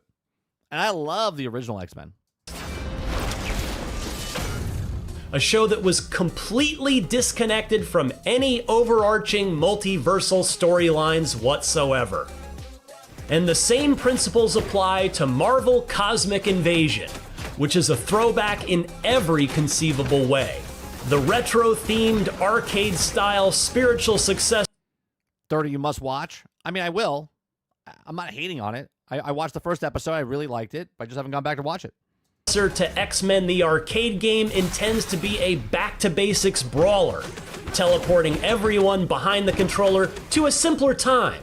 A dilapidated arcade deep in the bowels of a suburban mall right after school lets out for the summer. Perfect cover for a... Yeah, this looks great. This looks great. I'm buying this. I'm playing this with my kid. I can't wait for this. bank job. Cosmic Invasion is developed... Here's the thing, right? And this is a simplistic game, right? This is not a complex game where it's going to come out and like there's going to have server issues or it's going to be broke when it comes out, right? At least you would hope not. Okay? It's just a fun game that I want to play, and it's not going to break the bank. By Tribute Games, the Canadian studio best known for their work on the 2022 revival Teenage Mutant Ninja Turtles Shredder's Revenge. Love this game. Love it. We still play it, right? Anytime I have family over, right, we're like, oh, what game you want to play? It's either this or Mario Kart. And this usually wins. The two projects clearly share the same DNA. Like Tribute's turn with the Turtles, Cosmic Invasion is gorgeously rendered in beautified pixel art with all the sprites popping off the screen with vibrant primary colors. There is hardly any story to speak I think it's only 4 people on this particular one, Jones. I think it's 4 people, not 6. of, at least in the demo I played. The intergalactic villain Annihilus has unleashed a universe-spanning conquest, and we're here to fend him off. Bang, baby, bang! It's a plot that could fit on the back of a series. I'm either using, I think I'm either going to use Wolverine or Spider-Man as my first character. Cereal box, and I think that's the point. Cosmic Invasion is not a grimdark, Snyder-fied vision of Marvel. Our superheroes have been brought to life. Oh, right, you get 2 characters. Yeah, you can swap them out. Exactly as they were found in the comics 3 decades ago. Captain America looks resplendent in his Captain America. Maybe I'll use him instead. red, white, and blue. Wolverine wears a spiky black cowl, while She-Hulk, as she ought to be, is lime green. Too many Robert Downey Jr. monologues have detracted from the fact that these characters are cartoons at the end of the day. Yep. And in that sense, Cosmic Invasion attempts to correct the record. Cosmic Invasion won't take anyone by surprise with its gameplay. If you're a veteran of quarter-gobbling brawlers, Streets of Rage, How come they're not showing the other characters? Come on, show like Silver Surfer and stuff. Armored Warriors, or my personal favorite, The Simpsons, you know what you're getting into here. A stream of baddies enter from the right side of the screen, and all of them are quickly dispatched with a cocktail of punches, kicks, and grapples until they blink out of existence for good. Once they're clear, you'll move on to the next battleground and rinse and repeat. Eventually, you'll encounter a boss at the level's conclusion, which is usually dispatched by standing outside of whatever screen-filling ability they unleash every 20 seconds or so. Down you go. Like Shredder's Revenge, the controls are It's crazy the difference in graphics, huh? Here, real fast. simple enough that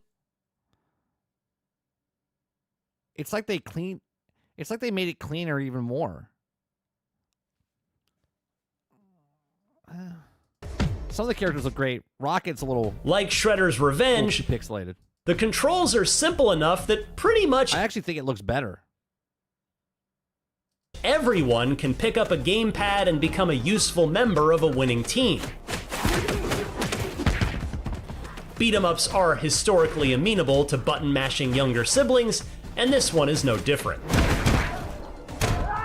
But with the expanded roster of 15 unique superheroes at launch, Cosmic Invasion does seem eager to provide a few more opportunities for strategy compared to its forebears. Our Marvel superstars here have loosely defined roles, corresponding to RPG-esque arrangements. Captain America and his vibranium shield functions like a tank, while Rocket Raccoon and his arsenal of grenades and laser pistols excels at taking down enemies from farther away. Across the board, everyone has what you could call an ultimate that can only be dispatched when an energy bar ticks full. Yes, Cosmic Invasion is a retro experience. So is Venom in the game because of Spider-Man? Does Spider-Man turn into Venom, or is Venom a character? But it has taken a few important cues from the previous decade of game design. Like, I didn't see him in the list. For what it's Spider-Man and Venom? worth, I was most drawn to She-Hulk. She-Hulk smash! He's a character, so it's Venom as a character and Spider-Man. Okay. Tribute just announced that she would be joining the roster, and I found her powerhouse offense exactly what I was looking for. The tight acrobatics of Spider-Man and eldritch deep space assaults of the Silver Surfer are all The fact that, and I don't care, but the fact that you have She-Hulk instead of Hulk, another game that takes beta Hulk and doesn't put a Hulk in the game. I'm always amazed by that. Like, Hulk is such a good character, and yeah, I guess we got him in Marvel's Avengers, but he didn't feel right in that game, even though I loved him. Okay, and then now in Marvel Rivals, he's badass in that, but it's like, come on, how do you do that? Fine she and looks good. great though. She looks great. But sometimes, all I want to do is grab an enemy by the throat and drive them into the Do you think they're gonna put Hulk in? Do you think they're gonna put Hulk in? Water? ground, snuffing out any chance of a comeback. I imagine Cosmic Invasion will inspire that same feeling in a lot of players. This is a game where it's possible to claim a main. Don't be fooled by its featherweight exterior. It is very much possible to master all the nuances of your preferred character and carry the rest of the team. So it's no surprise that Cosmic Invasion seems designed to be a co-op experience first and foremost. That is where the genre historically tends to shine. 4 buddies on a couch, burning off a Saturday night by fighting through the negative zone. But Tribute Games has smartly introduced a mechanic that makes the adventure surprisingly adaptable to a solo campaign. Players select. Oh, I see. There's Venom. I didn't see him before. Oh, that's cool. Look at the little animation that's happening in the upper corner. To a solo campaign. Players select 2 superheroes at the character select screen, and they can swap them out at will during the level. Oh, 100%. We'll definitely do a Cosmic Invasion night. Like a tag team from Marvel vs. Capcom. Time the swap correctly, and you'll be able to chain together some truly flashy combos that look like a triumphant splash panel. I like the idea of being able to mess around with my own builds and construct some devastating synergy.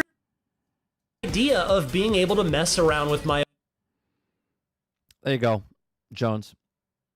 Pilavel. Own builds and construct some devastating synergies without necessarily having someone join me on our quest to crush Annihilus. You're up, Green Giant! It may offer How do you not have Groot? Groot would be a cool character to have in this. Cosmic Invasion more staying power than the delightful but transient Shredder's Revenge. I only saw 2 levels of Cosmic Invasion. I carved up the streets of Midtown Manhattan. When does this come out? Is there a date for this yet?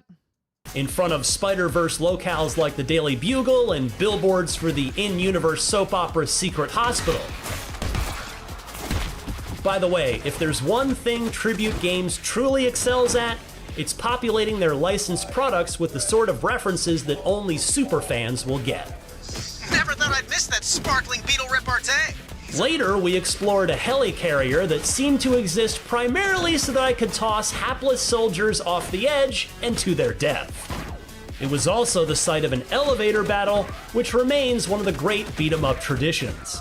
It remains to be seen if Cosmic Invasion will be able to sustain its magic across a full campaign. Will tearing apart the Legion of Evildoers be as joyful during Hour 6 as it is during this glorious prelude? It's tough to say for sure. They get a little bit old, but the gameplay changes up.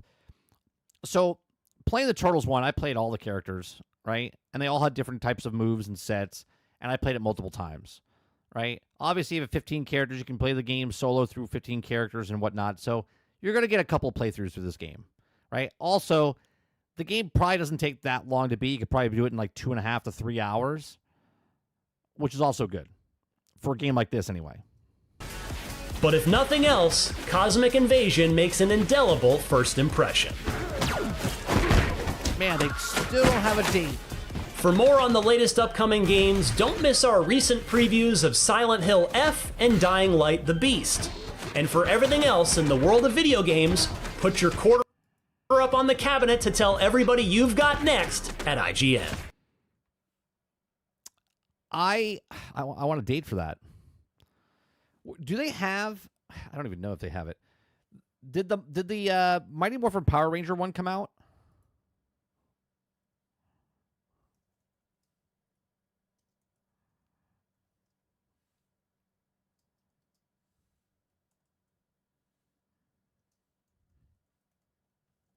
What was that one called? Mighty Morphin Power Rangers Reader Rewind. 8 months ago. Is that out? Is it only available on PC?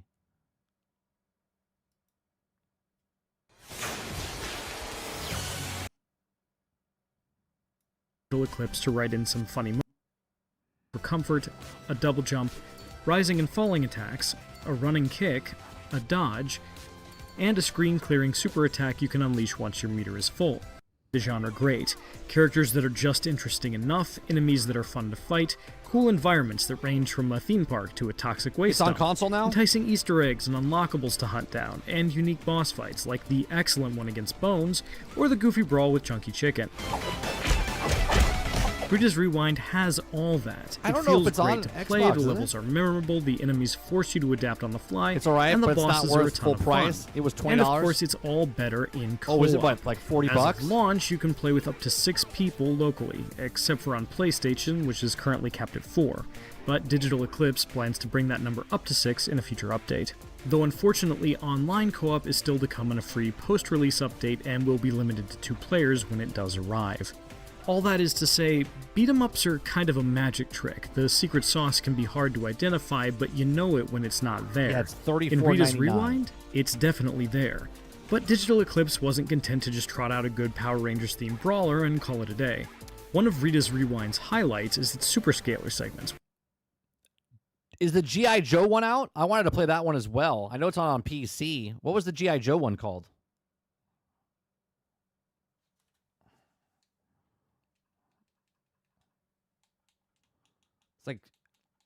It's like Cobra something, wasn't it? Wrath of Cobra. That's $24.99.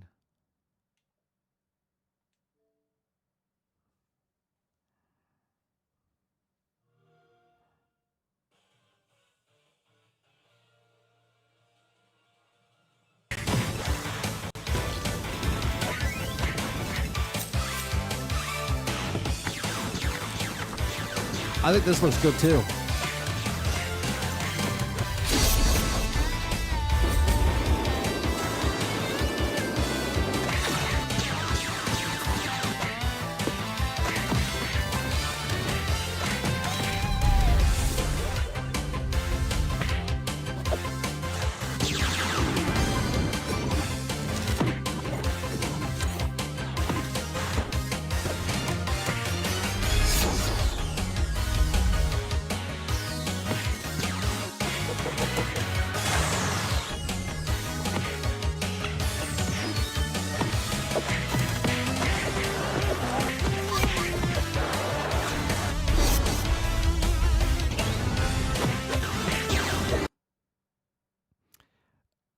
That always happens. That always happens during the previews on Xbox. It's so weird. So $24.99 for that. Yeah, you can have a whole get that, get Turtles, G.I. Joe, right? Mighty Morphin Power Rangers. You get the Marvel's Cosmic Invasion. Get a whole series of those games going on here.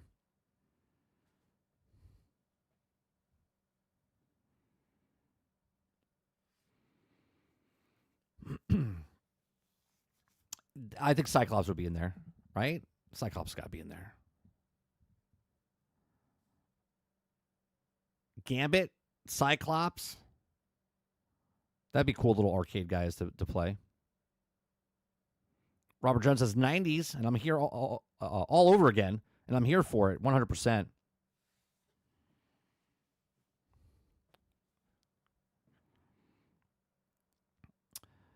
Clip says, have you seen the Phantom game? It reminds me of Final Fight. The Phantom game? I have not. What is that? What's that called?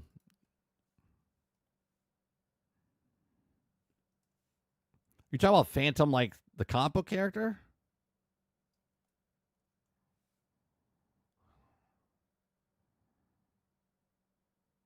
Wait a minute. This is a thing? The Phantom game?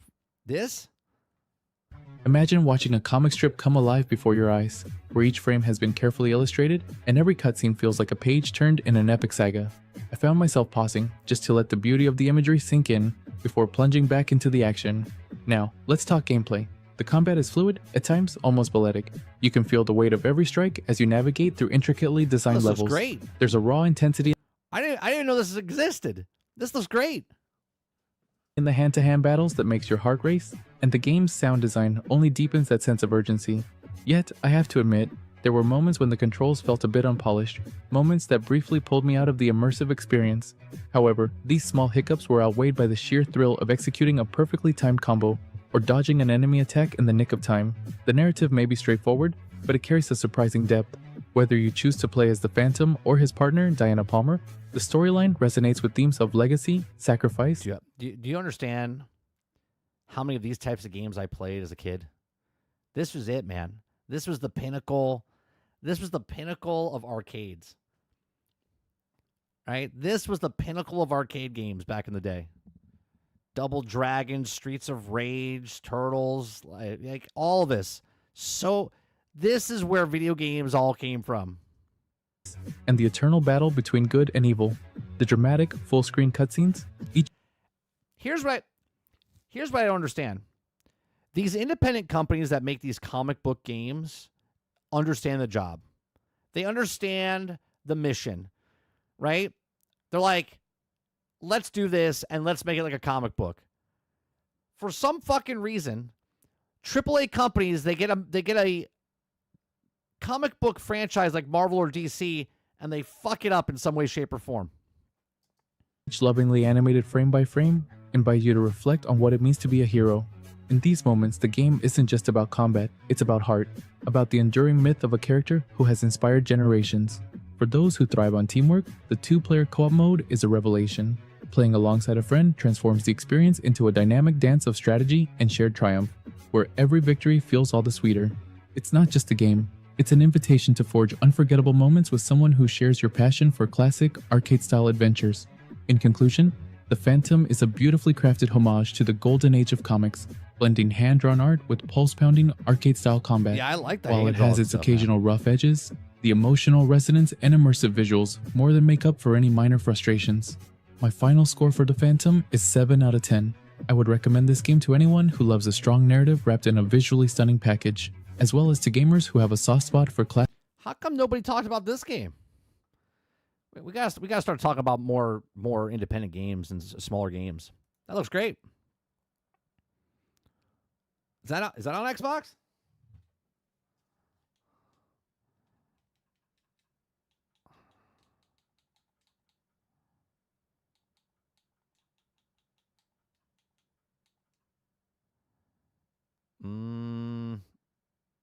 I don't think it is.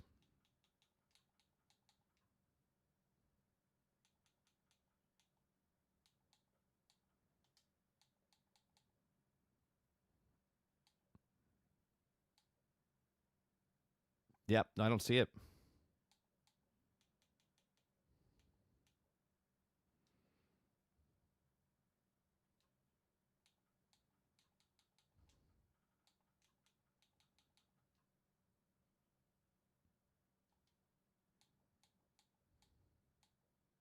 Nope. It was on PC, I guess, huh?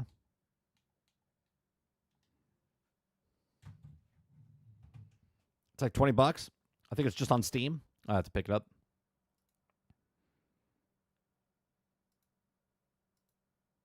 Yeah, looks good. All right. What else we got? What'd you send me? Bob the Beaver, your next great adventure. What the fuck is that, Travis? What is that? Is that a game?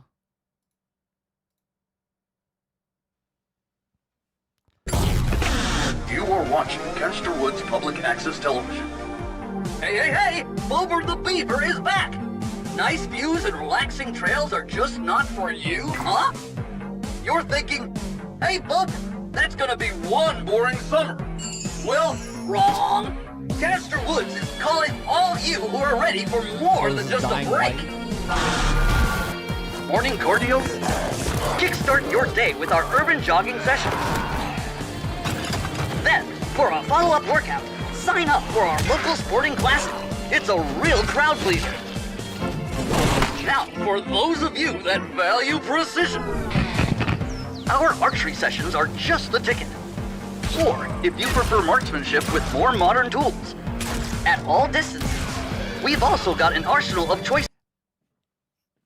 Is it just me, or does the Walking Dead type of games just don't appeal to me anymore? Like, I just don't give a shit. This is why I don't play State of Decay, right? Like, I love State of Decay. I'm just kind of just done with just zombies. People are done with battle royales. I'm done with zombies. Like, I don't know. Everything just seems the same. At our thrilling ranges. Now, what's better than hitting your mark? Hitting the road! Experience our high-octane off-road adventures. Or take our zipline tours. Great views, no traffic. Now, we have something in store for those of you preferring more relaxed activities.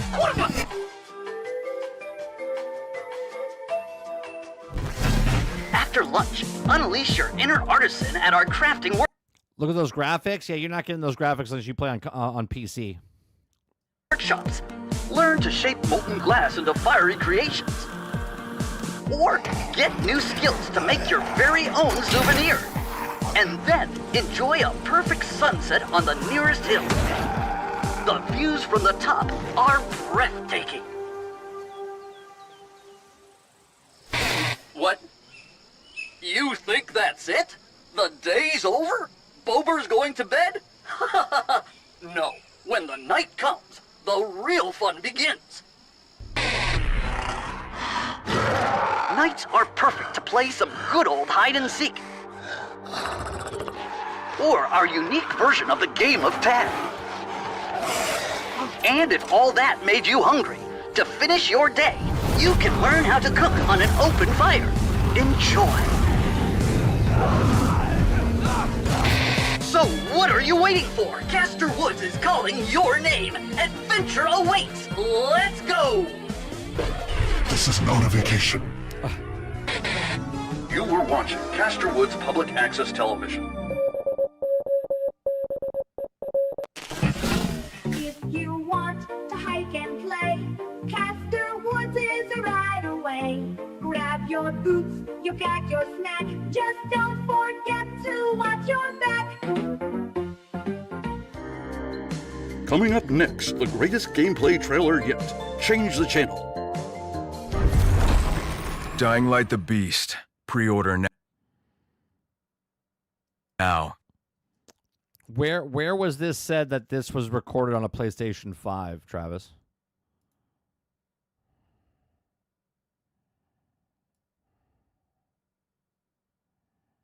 Did it say it in the trailer somewhere?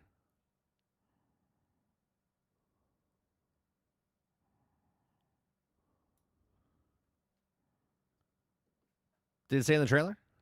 Yeah, very Fallout feel of a trailer.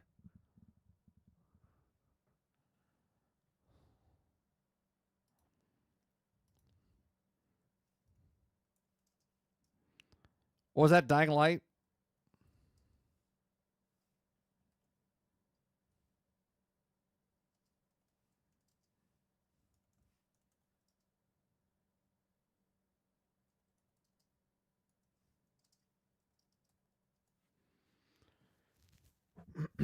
Let's see.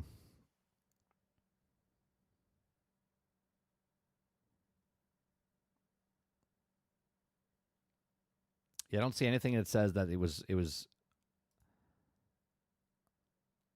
highlights extensive core. Have you ever wanted to reach grab? Dying Light best of everything ever you know so far. And nowhere does it say that that's a PlayStation 5. That is 100% PC stuff. You're not seeing those graphics. You're not seeing those graphics on a PlayStation. Don't get me wrong. I'm not saying it's not going to look good on a PlayStation 5 or PlayStation 5 Pro. I'm just saying that graphics there is 100% a PC.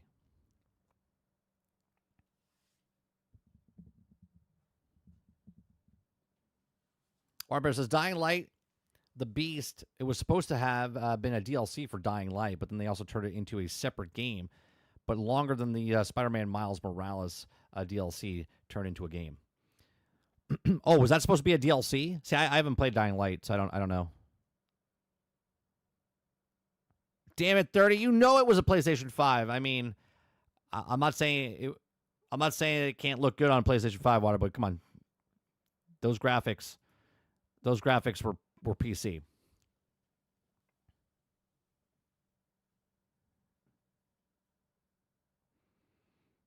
Well, Travis, you're saying it's funny that people are sick of BRs. You're sick of zombies. There's a shit ton of zombie games. How many zombie games do we have? How many zombie games do we have?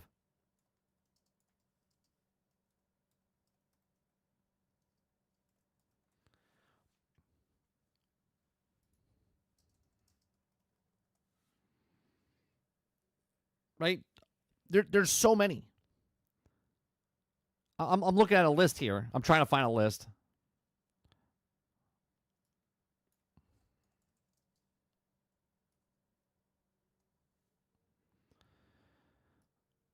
List of zombie games. Let's see. Anybody? Nobody has a list? Oh, I'm looking at the wrong thing. Let me go to all. I mean, look at this. Look at this list.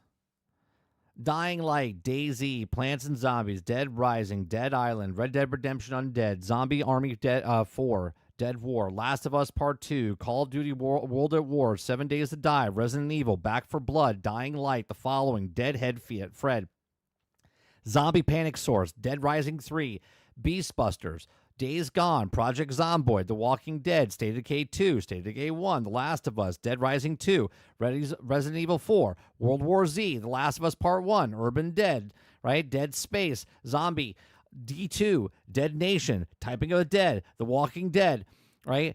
Left 4 Dead 2, Dead Island 2, Resident Evil 2, Dying Light 2, Stay Human, Zombies That Ate My Neighbors, Dead Trigger 2, The House of Dead, Zombie U, Resident Evil 0, Infected, Zombie Army Trilogy, Killing Floor, right? Killing Floor 2, Killing Floor 3, right?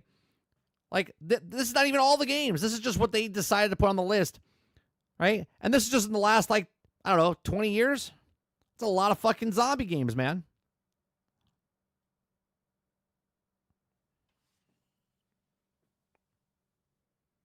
Zombie, zombie, zombie. It's crazy. There's a lot of fucking zombie games. Right? There's not that many Battle Royale games. And people are sick of Battle Royales. I'm tired of zombie games because zombie games, there's too fucking many of them.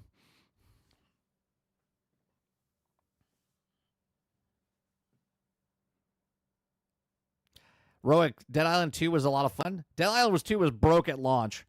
Right? You could beat all the bosses by standing on a fucking crate. They fixed it after the fact, but yeah. Yeah, I'm not taking it away. It wasn't fun, but you could beat all the bosses standing on a crate. Let's go on PS5 blows. Yeah, we'll probably play. Now. I'll probably just stop the show anyway. We usually stop around this time, 12:30. So I might just jump into. We might just jump into gameplay.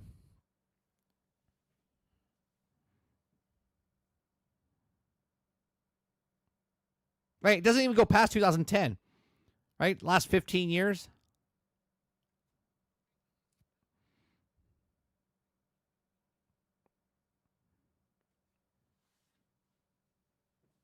Water Bear says, after watching you do that, 30, you saved me $70. Well, you're welcome. There's so many. And I'm sure that's not all of them.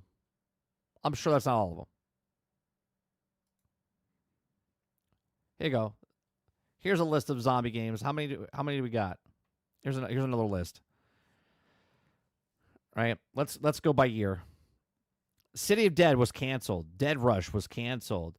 The Grinder unreleased. Human Element pre-released. Possession unreleased. Project Zomboid pre-released.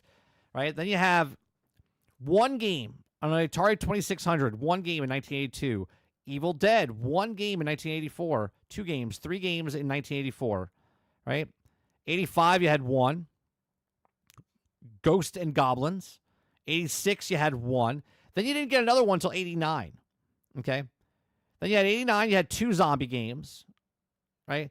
Then 90, you had two zombie games. 91, you had one. 93, you had 3, 4, 5. 94, you had 1, 2, 3. Okay. 97, you had 1, 2, 3, 4. 98, you had 3, 4, 5, 6, 7. 99, you had 1, 2, 3, 4. 2000, you had 1, 2, 3, 4, 5. Right? 2001, you had 1. Return to Wolfenstein. 2002, you had 1, 2, right? 3 for 2003, 4 within 2002, 2003 era. 2004, you had 2. 2005, you had 3, 4, 5, 6, 7, 8, 9. Okay. Dead Rising came out in 2006. Deadhead Fred 2007. Right? Then you had two other ones in 2007. 2008, you had 3, 4, 5, 6, 7, 8, 9. 9 in 2008. 2009, you had 1, 2, 3, 4, 5, 6, 7, 8, 9, 10, 11, 12, 13, 14, 15. 15 zombie games in 2009. Right? 2010, you had 1, 2, 3, 4, 5, 6, 7. 2011, you had 3, 4, 5, 6, 7, 8, 9, 10, 11, 12, 13, 14. 14 zombie games in 2011. 2012, you had 1, 2, 3, 4, 5, 6, 7, 8, 9, 10, 11, 12, 13. 13 in 2012. 2013, you had 1, 2, 3, 4, 5, 6, 7, 8. 2014, you had 2, 4, 6. 15, you had 2, 3, 4. 2016, you had 1, 2, 3. 2017, 1, thank God. And that was on iOS and Mac. 2018, you had 1, 2, 3. 2019, you had 2. 2020, you had 3. 2021, you had 2. 2022, you had 1. Right? Like, There's a lot of fucking zombie games, man. That's a lot of fucking zombie games.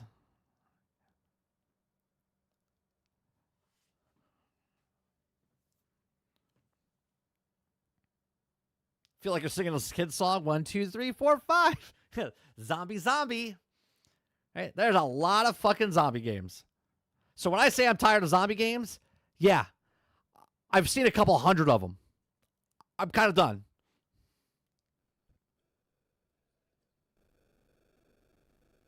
Hell, I'm not even interested in State of Decay 3 at this point. I'm like, when it comes out, we'll see what happens.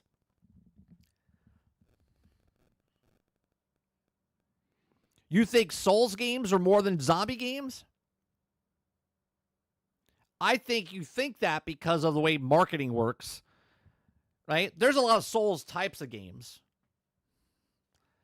But I guarantee you there's more zombie games over the years than Souls games. Now, there's a shit ton of Souls games the last couple of years. I will agree with you there.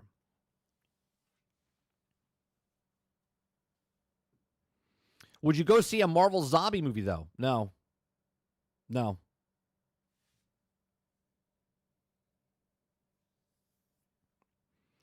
Hell, Fortnite's not even in there. Was it zombies or was it aliens in Save the World? Are those zombies?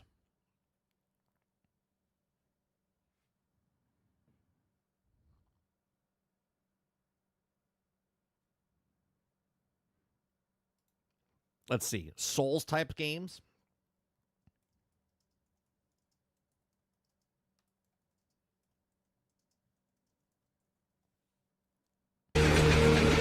Oop, sorry. Category Souls-like video games.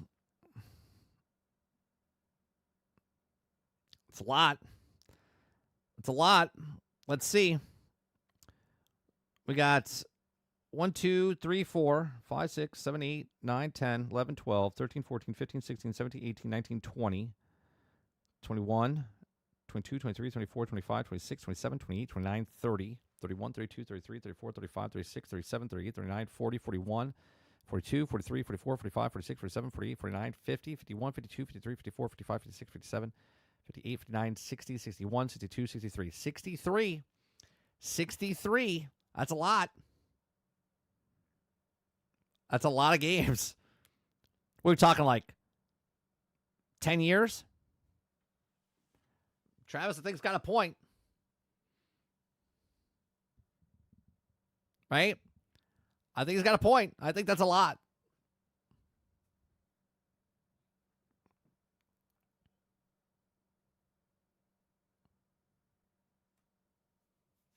It's almost like it's a genre. Yeah, no, it is a genre, but there's a shit ton of them. Like, way more in the last couple of years than there was in the past.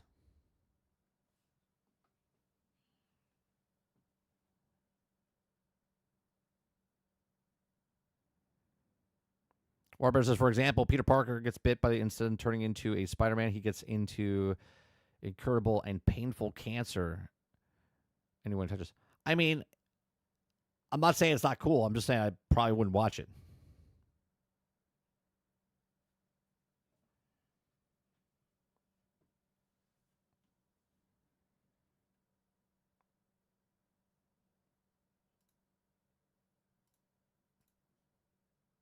Let's see. When was the first Souls?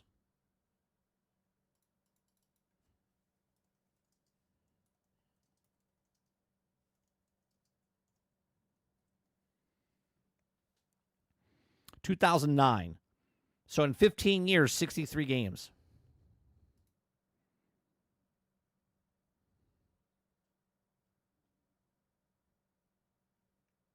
I think that's ramped up in the last 5 years, I would say. 7 years.